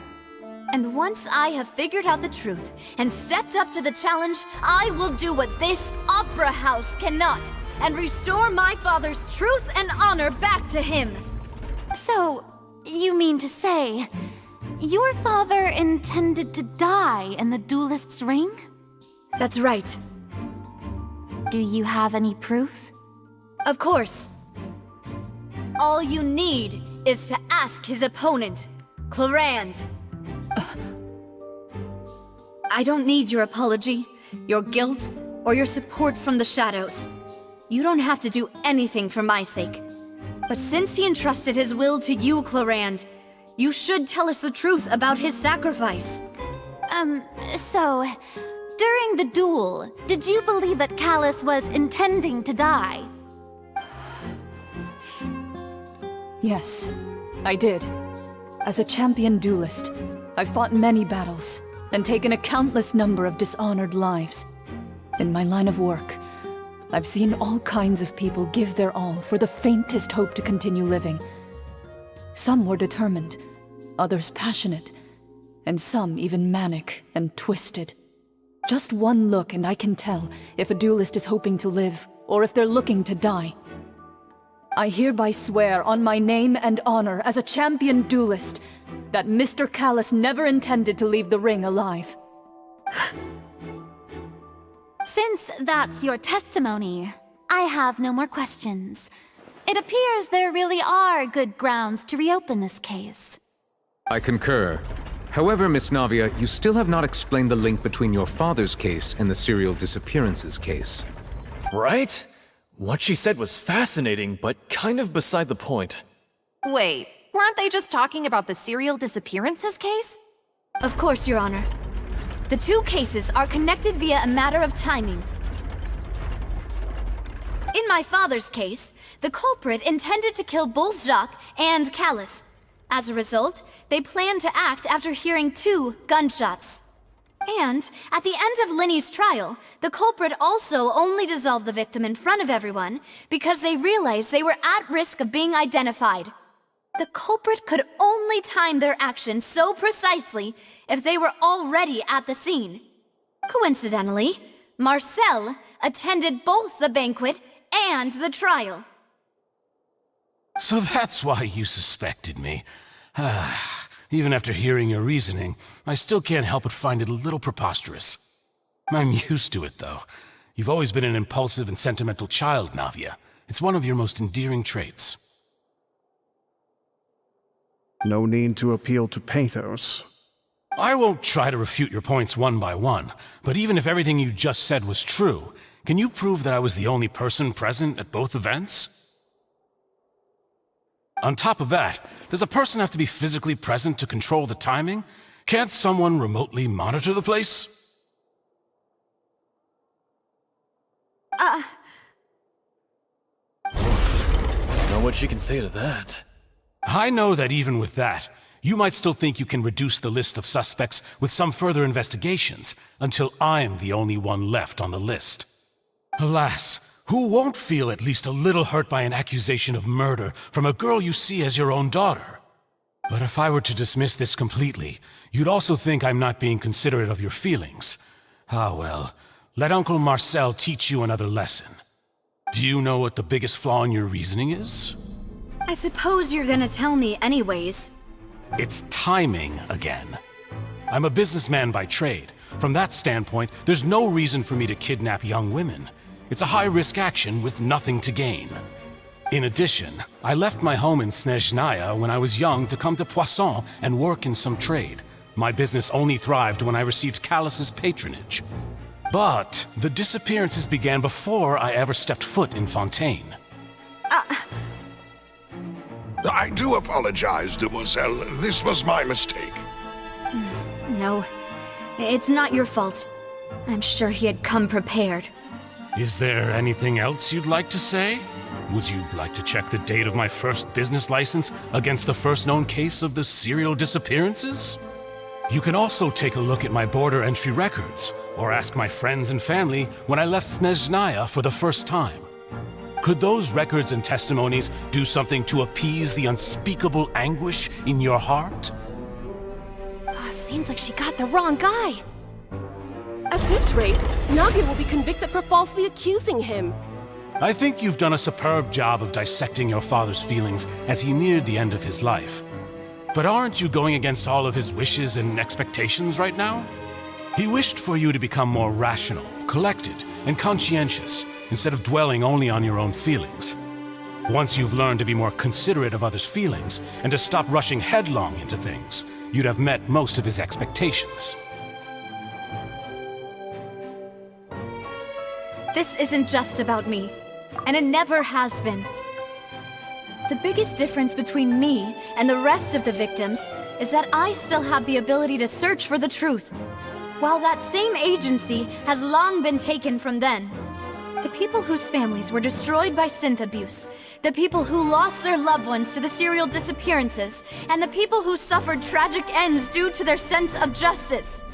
Many people's images are flashing before my eyes. I'm sure some are coming to those of you in the audience as well. And whose image do you see, Marcel? Is it a man named Vacher? Oh, so you do know that name. I'm merely surprised you'd suddenly say the name of someone I've never even heard of. I was waiting for you to say that.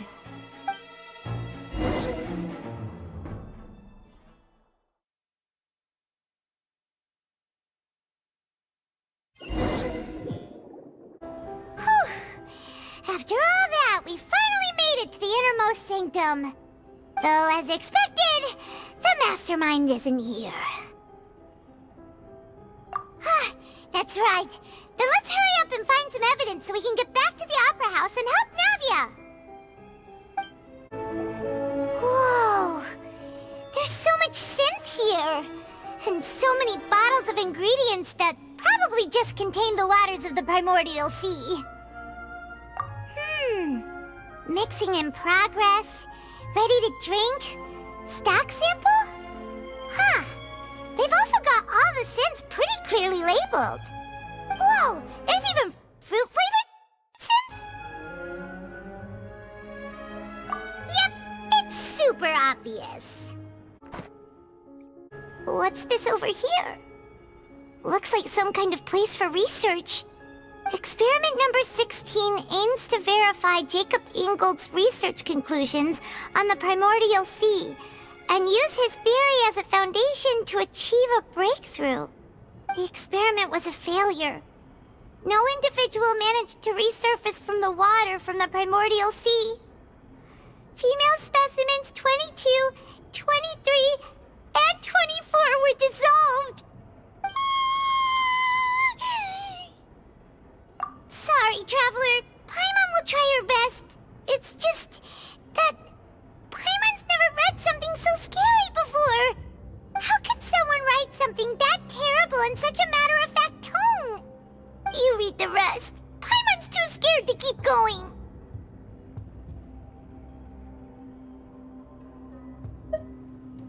So that's why he did all of these experiments.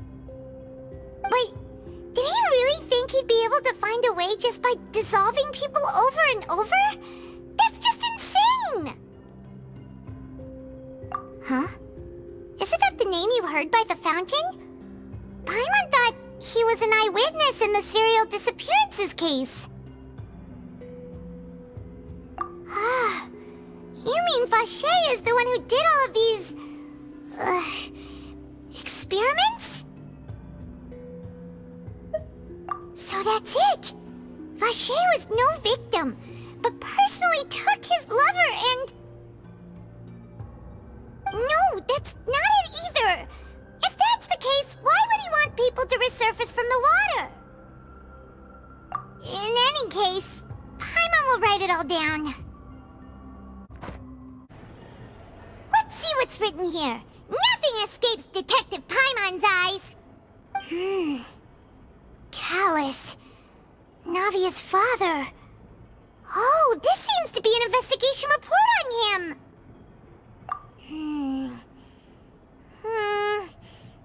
Yep, it's about finding someone to assassinate Jacques and Callus because of a lack of confidence that Jacques himself would go through with it. This should prove the existence of the third person, right? We still have not determined the exact content of the key information Callus has passed on to certain members of his organization. The old dog's a real menace to deal with. Even if he abides by the promise he's made to us, he will still have the upper hand. He can act whenever he wants to make our lives miserable. The only option left is to remove him from the picture entirely. I concur. Let's send someone to kill him. He won't declare war as long as we don't touch Navia. Oh, seems like we've got a bunch of correspondence between the higher-ups. They're all just so evil. What's all this? Aw, it's a bunch of really cute things. Pink accessories, a hair tie, a necklace, even a makeup box. Oh, Paimon sees it too, but why are all these cute things labeled with different girls' names? Huh? You mean the girls from the serial disappearances? They were brought here? And then they were turned into water. And all the boxes of things. These names. That means... Oh, this is terrible. Oh, look! There's an important-looking basin over here. And it's full of water. That means this is where they make all the synth. And that special water is the main ingredient! If you dilute it with normal water, you'll get synth, but the pure stuff can dissolve a human! Paimon will take notes on this incriminating evidence. We've looked at almost everything here, and it seems like our theories were spot on, but... Yeah, we haven't found anything that reveals his true identity. No wonder even Nervalette wasn't able to find anything. Whoever it is probably destroyed everything to do with that name a long time ago. That way, even if we bring all this back to the opera, we won't be able to identify the true culprit. Sure thing. Paimon won't admit defeat to this guy either. You take that side and Paimon will take this side. Check everything carefully. We'll find something for sure.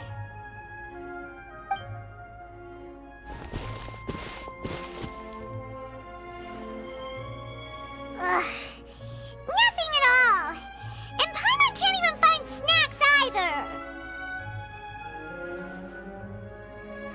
Whoa, really? Let Paimon see. Vacher. Isn't that Vacher's lover's name? Then you found her diary. Let's see. Aw, it's just a normal diary chronicling their love story. She was so sweet too. Oh, Paimon feels even worse for her now.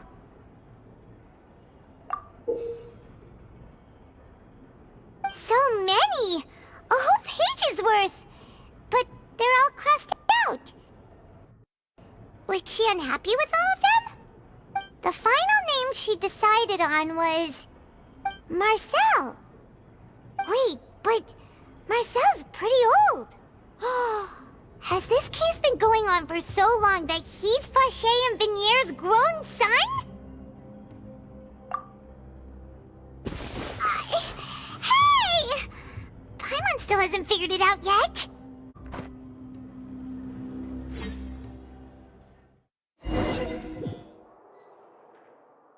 And whose image do you see, Marcel? Is it a man named Vacher? Oh, so you do know that name.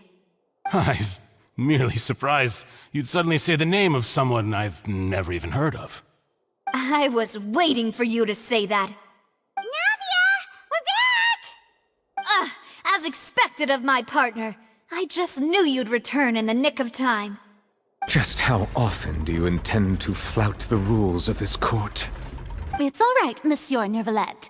Given their confidence, I expect they've found the crucial evidence.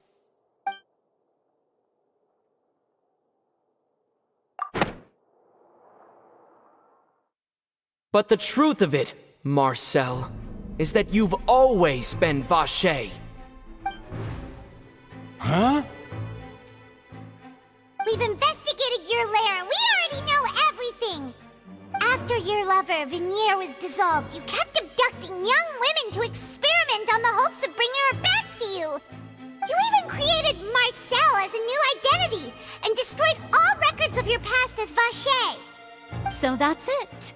Even the villains in opera performances rarely go that far. And with that, Marcel's motive has now been established. This information regarding your past also dismantles your prior timing defense. Well, Marcel, do you know where you went wrong? You fixated your gaze on the lover that passed away, instead of paying attention to the living people around you. So, you never noticed how we changed, or how we grew as individuals. You also never understood Boss's real expectations for his daughter. Or our determination to see things through. Your determination. Mr. Marcel, please speak up now if you would like to defend yourself. Otherwise, the trial will move on to the next stage. Do you really think I wanted to do any of this? Pay attention to you? What for? Have you ever paid attention to me? Ever empathized with my pain? Ever known how it feels to watch the love of your life dissolve right in front of your eyes? No one helped me. No one even believed me. All those decades ago, even the officers from the Maison Gardiennage were laughing at me. They said there's no way a human being can turn into water. So I must have gone mad from grief. Vigner's death was brushed away by all of you as if it didn't matter at all. Well, now you know, don't you? Ha! Well, it's too late now. All those who were dissolved are gone forever. You only have yourselves to blame. You set up this ornate opera house in pursuit of your so-called justice, your beloved drama, while turning a blind eye to the suffering of the people. Vigner is dead. We promised each other that we would always be together. Wherever she goes, I will follow. But I'm not from this blasted place, so I can't be dissolved, no matter what I do. Hey, is that water from the primordial sea that he's drinking? I can't dissolve! Can't dissolve! Can't dissolve! Do you all see? I can't go! I can't follow! So if I can't go where she is, what choice do I have but to try to bring her back? I did all of that, and in the end, that accursed Callus still got the better of me. I spent my entire life living on pins and needles, only to get stabbed by his idiot daughter at the very end. The suspect is exhibiting signs of mental distress. Guards, please restrain him. Don't touch me! Don't anybody come near me! I still need to save Vigner. A promise. We made a promise. Vigner. Vigner! Please, Vigner. Don't think badly of me. All I want to do is fulfill our promise. At this point, the verdict of this trial is clear. With Mr. Marcel's conviction, the charges against Mr. Tartaglia no longer have any basis. Fine by me. I was in a bad mood, but after a show like that, I'm actually feeling pretty good. Traveler, please submit all the evidence you have collected to the guards, so that I might review and summarize the truth behind the serial disappearances case. The man now known as Marcel was originally named Vacher and worked as an adventurer with his partner and lover Vacher. During an underwater expedition, Vacher accidentally came into contact with water from the primordial sea and was dissolved in front of Vacher as a result. Vacher learned of the primordial water's existence through the work of others and began to kidnap young women for research, with the goal of discovering a method to restore Vacher back to life. To cover his tracks, he invented the new alias of Marcel and began to operate a business in Poisson. During the course of his research, Vacher discovered that a diluted concoction of water from the primordial sea can induce feelings of euphoria, and began to manufacture and market synth. However, as he accumulated wealth to fund his continued research and expanded the scope, he came into conflict with Spina di Rosula. After exchanging blows with Spina di Rosula for many years, Vacher decided to assassinate their president Callus at a banquet. Although the assassination did not go as Vacher expected, he was able to turn Callus into the murder suspect by dissolving the assassin he sent to the scene. And just recently, Vacher attempted to frame Linny as the culprit of the serial disappearances case, using a similar method. However, his attempt to frame Linny failed, and the power of water from the primordial sea became public knowledge. This case also exposed enough of Vacher's machinations that he was eventually successfully charged in court. Thus concludes the enigmatic history of the serial disappearances case, with the truth revealed to all.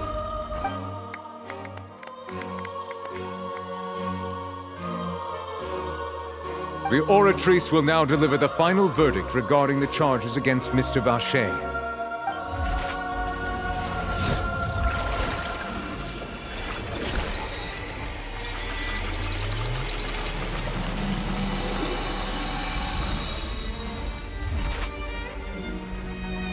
According to the judgment of the Oratrice Mécanique d'Analyse Cardinale, Mr. Vacher is guilty.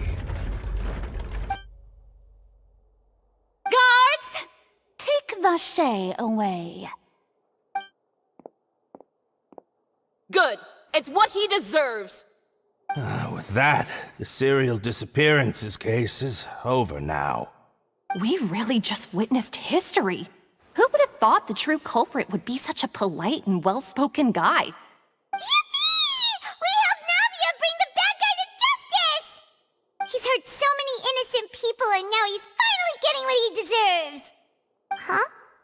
Are you okay? Demoiselle, you were absolutely brilliant. The day our late boss had always hoped for has finally come. You can rest easy now, knowing justice has been served. Yeah. It's finally over. It's all thanks to you guys. And my partner. See, Papa? Spina di Rosula's still doing well with me at the helm. Well now, hasn't this been a most delicious piece of drama? The villain has been caught, justice has been served, past wrongs have been righted, and it's a big ol' happy ending. Since it's been such a great show, I'll just let the false accusations against me slide. Either way, I've still got some business to attend to, so if you'll excuse me... Please wait just one moment, Mr. Tartaglia. What now? None of this has anything to do with me. According to court protocol, since this trial was initiated due to a charge against you, a verdict must also be made regarding the initial charge before the trial can conclude. Oh, come on. Is this really necessary? Haven't you already caught the real criminal? Isn't it time for side characters like me to exit stage left? Please respect the laws of Fontaine. This has always been the rule. All right, but this sure is a lot of hassle. All I need to do is stand over there, right? Let's just get this over with. Through evidence presented in the public trial that was just held, it has been established that Mr. Tartaglia has no direct connection to the serial disappearances case. The guilty party has been identified, and thus it is logical to suppose Mr. Tartaglia is innocent of the charges. We now turn to the Oratrice Mécanique d'Analyse Cardinale to render the final verdict on the charges.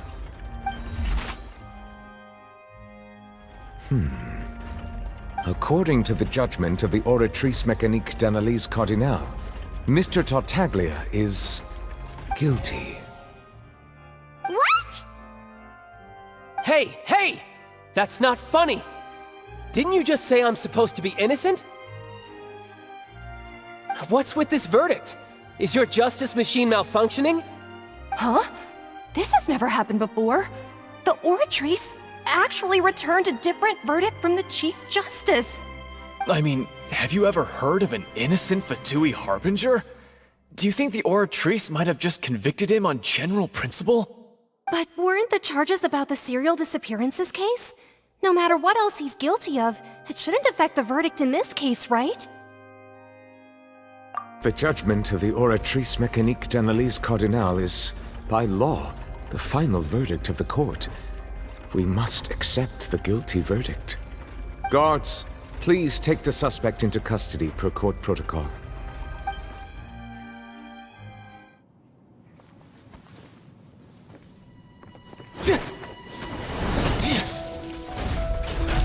So this is how justice is done in Fontaine. What a joke. You've got your rules. Well, I've got mine too!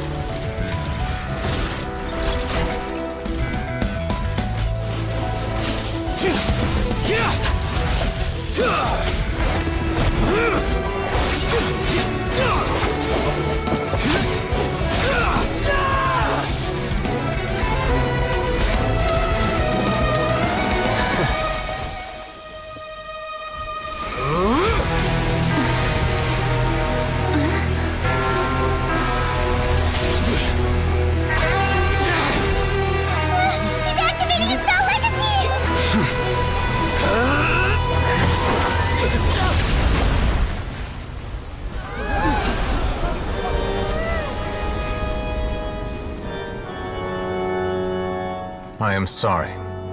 If you have been wronged, we will find the truth. But the rules of the court must be upheld.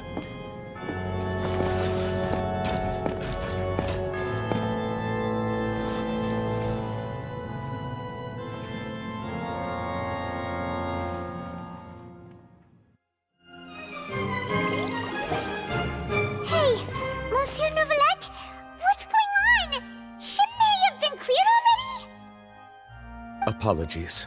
This is also the first time I've encountered such a situation. However, according to the rules established at the conception of Fontaine's court system, the Oratrice's judgment is the final verdict of the court. All I do is follow court procedure. As for why the Oratrice arrived at the conclusion it did, you should probably ask someone more knowledgeable than me. Why are you looking at me? I had nothing to do with it! I don't know what happened there either! Hey, stop staring at me! What does Lady Furina mean by that?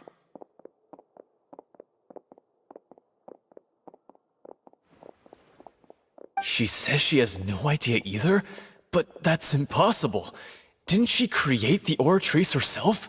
Yeah, so are the verdicts reliable or not? Can results like this really be called justice?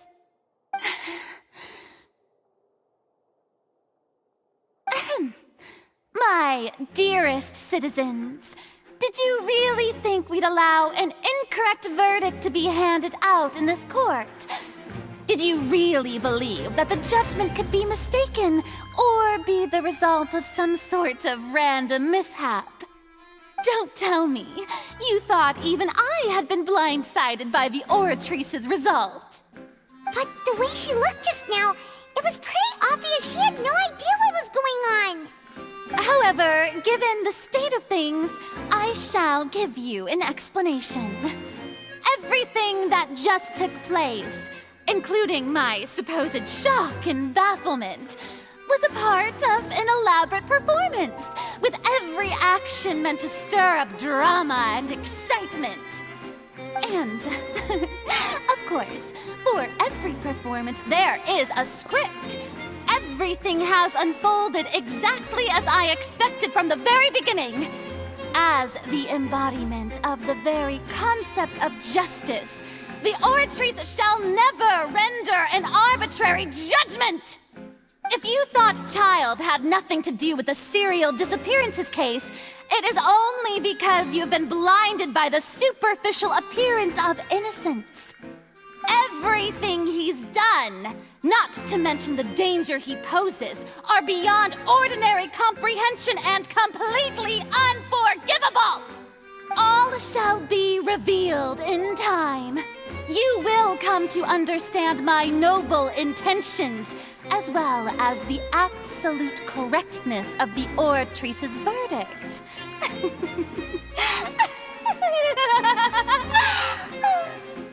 Now, having said that, although I hate to leave things hanging in suspense, it is now time for this performance to end. As the lead actress, I shall be the first to take my leave. Toodaloo! So she chose to make her escape after all, did she? So you're saying we shouldn't put much stock into what she just said? She probably just put on that performance to save face. As for the truth, it's unlikely that she actually has any idea. However, please be assured that I will continue to investigate this case in a personal capacity. Just as I promised, if the judgment has been incorrect, we will do our utmost to clear his name. All right. Even though we feel pretty badly for him, we'll take your word for it for now. After all, he's done plenty of bad stuff, so he should have known he'd go to prison someday, right?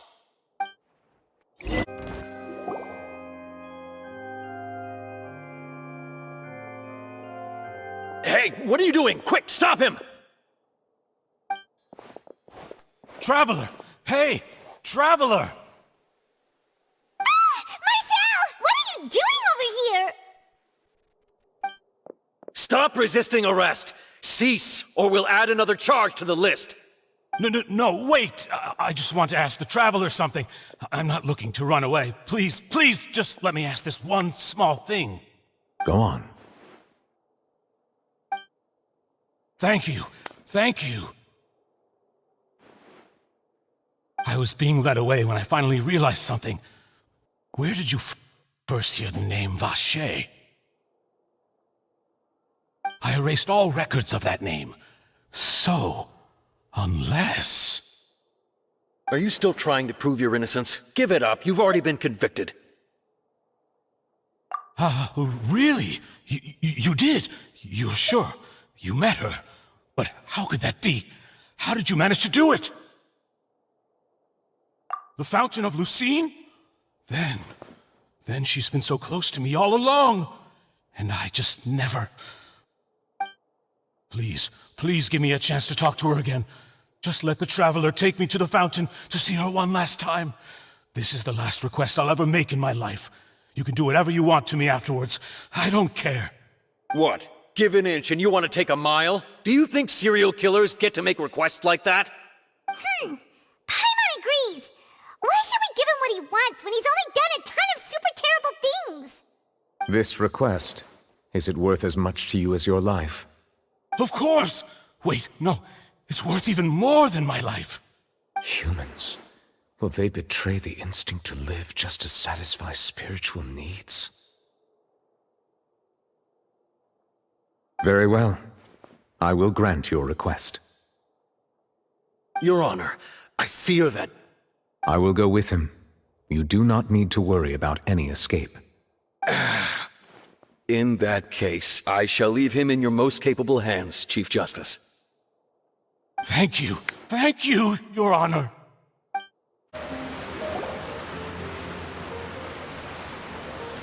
Is this the place? You said she's here, but what do I need to do to see her?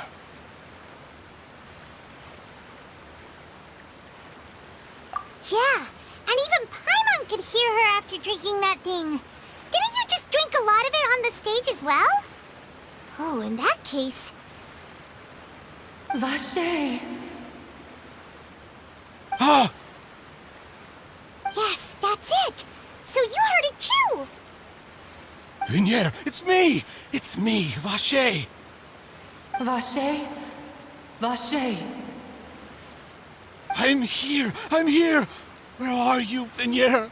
I'm coming for you. I'm finally here for you. Hey, wait! Be careful! Hey, wait! Vacher, is that you? It's me, Vacher! Vacher! Vacher? Why did you come? Didn't I say? You don't need to look for me. You look a lot older than I remember. How long has it been? It's been more than 20 years. I've suffered for over 20 years since the day you left. All this time, only the thought of bringing you back has kept me alive. Nothing else mattered to me. I must be dreaming. Who would have thought I'd get the chance to tell you all of my feelings like this? Vacher, you are my everything. I really don't know how I could live without you. But Vacher, if you ask me, this world would be better off without you. What are you saying? If not for you, I would have finished my law degree and probably become a top-tier attorney one day. If not for you, I would have continued to pursue my love of the arts, and my works would have been displayed in the Palais Mermonia itself. If not for you, I would at least have been able to take care of my mother. And she would not have grown old and died alone, with nothing but the tears on her cheeks. It's all because of your selfishness, Vacher. It's all because of you. You... Wait, you are not Vacher. Who are you? You're right.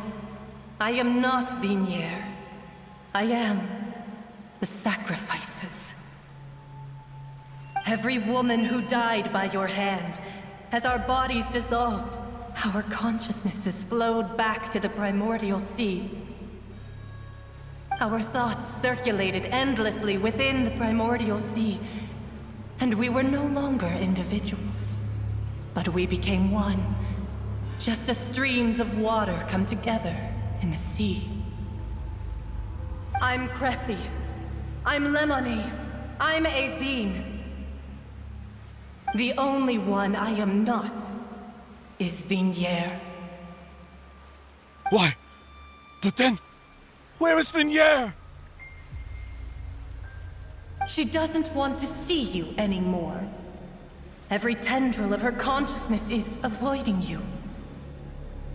This is what you get for your selfishness. Your selfishness robbed us of our lives and our futures. You said time and time again that you'd do any and everything for her. But did you ever consider whether she'd want to see you do the things that you did? If she would despise you for what you became?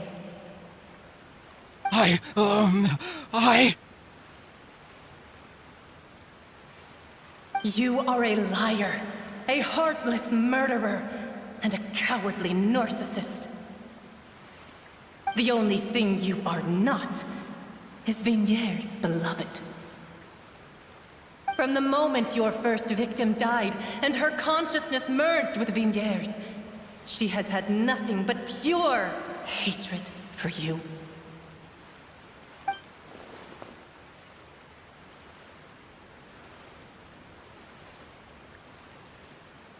No! Vacher! She can't hate me. Let me see her, please. Have mercy. You still don't understand. When I said don't look for me, that came from the real Vacher. She really doesn't want to see you anymore. But on top of that, she also said that because it's her final drop of pity for you. She said that because she knew that if you did come here, we will show no mercy to you. Vacher. Vacher? Vacher. Vacher. Vacher. Vacher. Drown.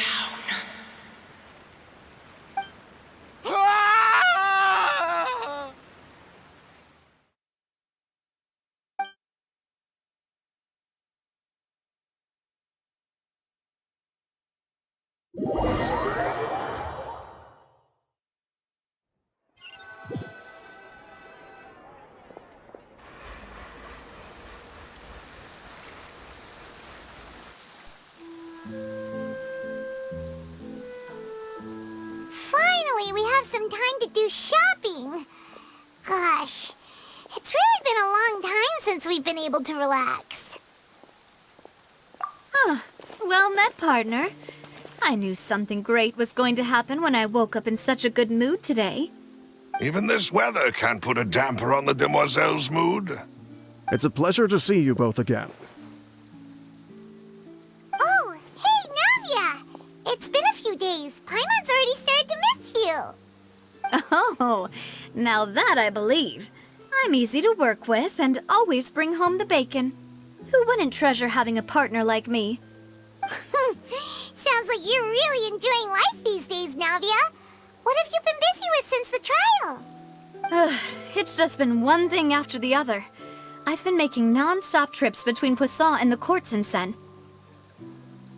Everyone from Spina di Rosula organized a memorial for my father. We never held a memorial when he first died, since everyone knew that even if we held one back then, no one was going to come. This time, though, everyone in Poisson, and even many people from the court, all attended. So his name's definitely been cleared now. That's what we like to hear. It's been the dearest wish of Demoiselle all along. That blasted stubborn fool. I was right to put my faith in him. I'm so glad I didn't give up on the case all those years ago. Oh, by the way, I ran into Charlotte just after I left the memorial service. Well, maybe it'd be more accurate to say I knew she would be there, and there was no way she'd just let me go. Huh? So you know Charlotte too? The Charlotte? Journalist from the Steambird? Yeah, way back when I first became the president of the Spina di Rosula, she was all over me. Wouldn't take no for an answer. I believe the story was called The True Heart of Darkness, Secret Tales of the Yellow Rose. To be fair, though, it was a really flattering feature. So, we've been on pretty good terms ever since.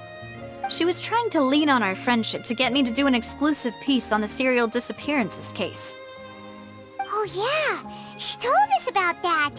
She's always been super interested in that case, so now her wish has finally come true too! Anyway, I told her to make sure that when she writes about you guys entering the opera house with the critical evidence, that you both sound really cool. Now that's another thing to look forward to. We trust Charlotte's skills with a pen for sure. Oh, and in other news, I also took Clorinde out for a meal. Oh, are you two on better terms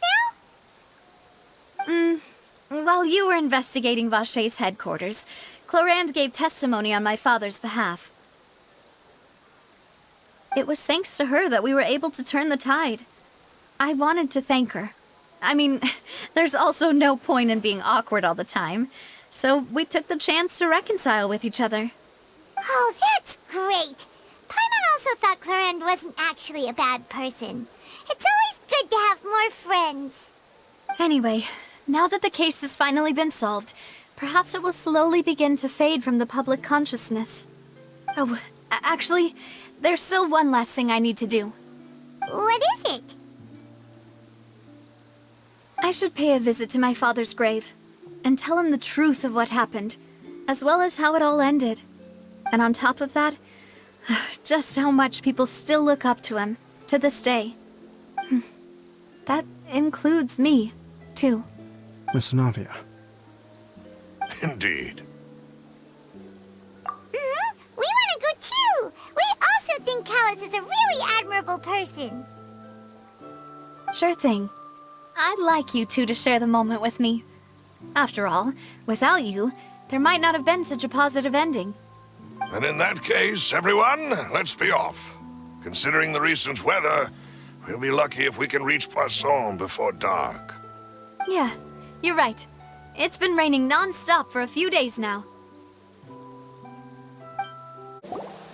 Huh. This is where my father's grave is. To be perfectly honest, even I haven't been back here for a long time. Huh? There's someone there already. Wait. That figure. It can't be... Hmm? Isn't that Neuvillette? Why would the Chief Justice be here? Huh? Navia?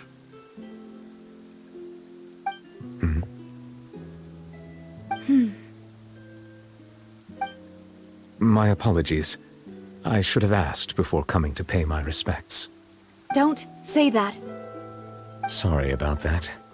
Oh, I was trying to say there's no need for you to apologize. I wanted to show my father how much I've grown, but still, I doubt I've grown to the point that even the Chief Justice would feel compelled to apologize to me over and over. In that case, I will stop apologizing for now. You really could use some pointers on understanding human emotions, Monsieur Neuvillette. In any case, why did you come to Poisson? Well, ever since that day, I've been turning a question over and over in my head. Just what is justice anyway? There was once a time when I didn't want to believe that there could be anything more important to humans than life itself. Oh, rather than that, it's probably more truthful to say I didn't believe humans were capable of resisting the most basic instinct of living things. That they could rebel against their own nature, or consider certain things to be more important than their own lives. Which is also why I didn't stop your father from beginning that fateful duel. I believed that a truly innocent man would never throw away his life like that. That there was nothing, should have been nothing more important than one's own continued survival. But Mr. Callus proved me utterly and decisively wrong. If not for his sacrifice, the serial disappearances case would have remained unsolved to this day. Mr. Callus made the choice he did for his daughter, for his associates, and for many people completely unrelated to him. And in the end, from a certain perspective, one could say that he did it all for the sake of justice. A justice that's higher than life itself. So, you asked me why I came here. I just wanted to say my apologies to Mr. Callus in person. I should have noticed all of this much sooner. This regret has filled me with a sadness that has haunted me for days. That high and mighty chair in the opera Epiclese indeed insulates one from many important things. Spina di Rosula, thank you so much for your hard work and perseverance. I'm sorry for being mad at you before. So, you're actually one of those types that's cold on the outside, but pretty thoughtful on the inside, huh? That reminds me of Silver, one of my guys. Sorry about that. Self-expression is not one of my strong suits. Didn't I just say you don't need to apologize? Ah, so Navia and Neuvillette seem to have made their peace as well. Let's not disturb them for now. We can wait till after they're done.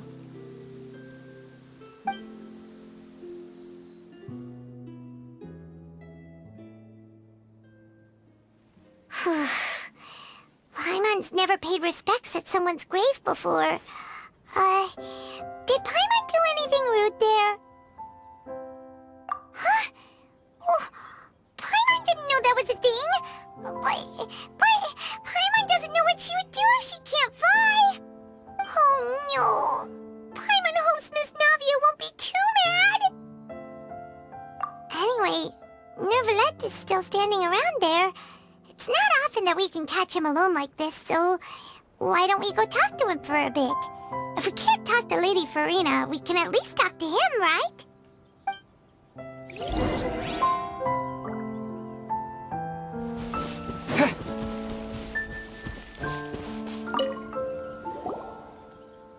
Oh, it's you two. Did Miss Navia invite you to come pay your respects to her father? Mm-hmm. We ran into Navia on the streets today, so we just followed her here. I see. Then is there something that I can help you with? Well, it's pretty hard to run into you like this since you're usually super busy. So we figured we could try to ask you a few questions, if that's okay. Please feel free. Though outsiders, you helped us solve one of the greatest mysteries in Fontaine, and it would be my pleasure to return the favor.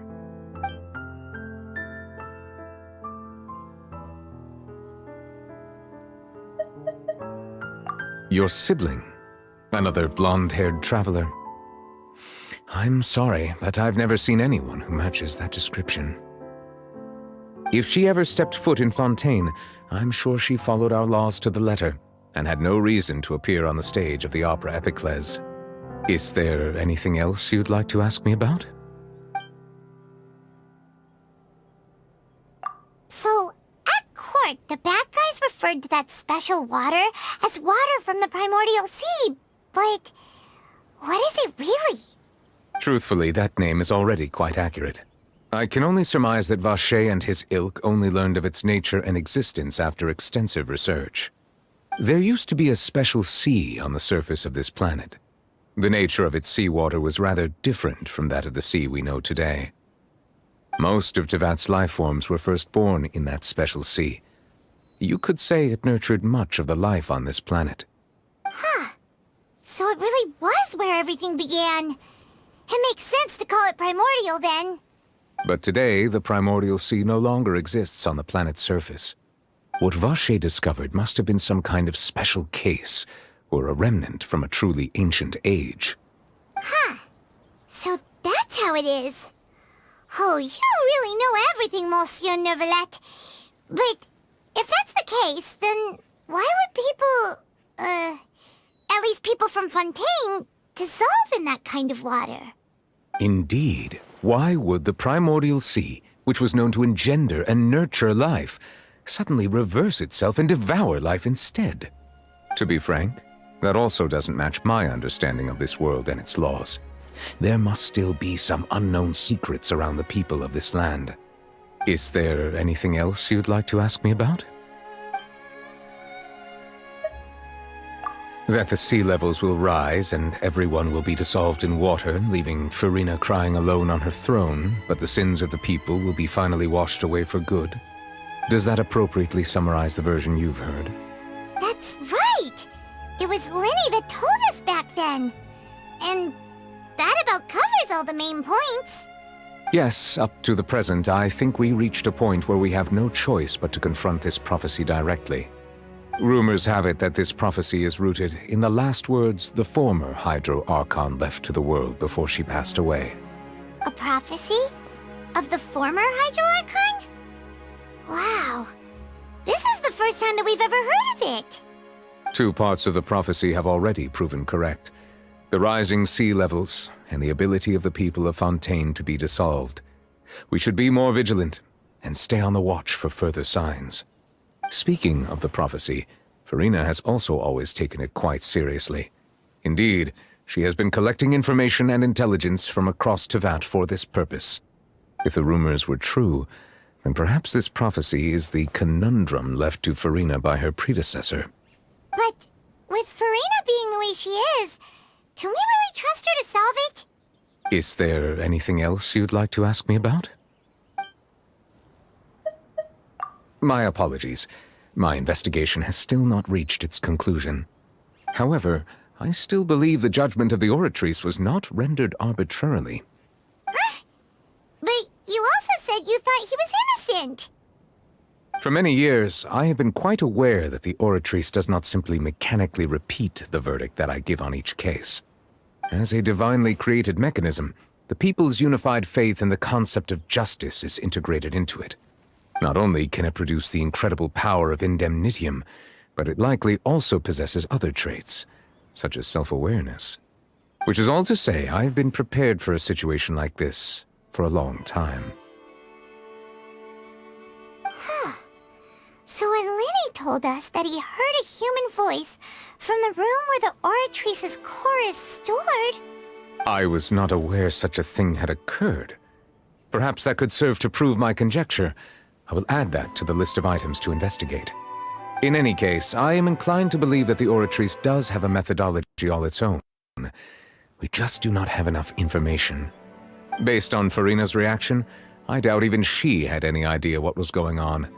She managed to bluff her way through it, though, with her time-tested twin tricks of bravado and drama. While we do intend to get to the bottom of this, for now, we regret to say that the Fatui Harbinger will just have to bide his time in the fortress of Meripede. If we did incorrectly convict him of crimes he did not commit, we will most certainly compensate him to the fullest extent allowed by the law. If you ask Paimon, the only compensation he'll want is a no-holds-barred fight with you. Is there anything else you'd like to ask me about? Very well. It was my honor to provide you with what answers I could. I very much enjoyed conversing with you. It will soon be time for me to leave this blissful tranquility behind and return to Palais Memornia. You really are super busy, Monsieur Neuvillette. Paimon thought you only came here to pay your respects today because you had the day off. Crime and villainy do not have the day off, and so justice must work around the clock as well. This is merely the nature of a justice's work. All right, you've got a point. Huh? Paimon just noticed that the rain has stopped.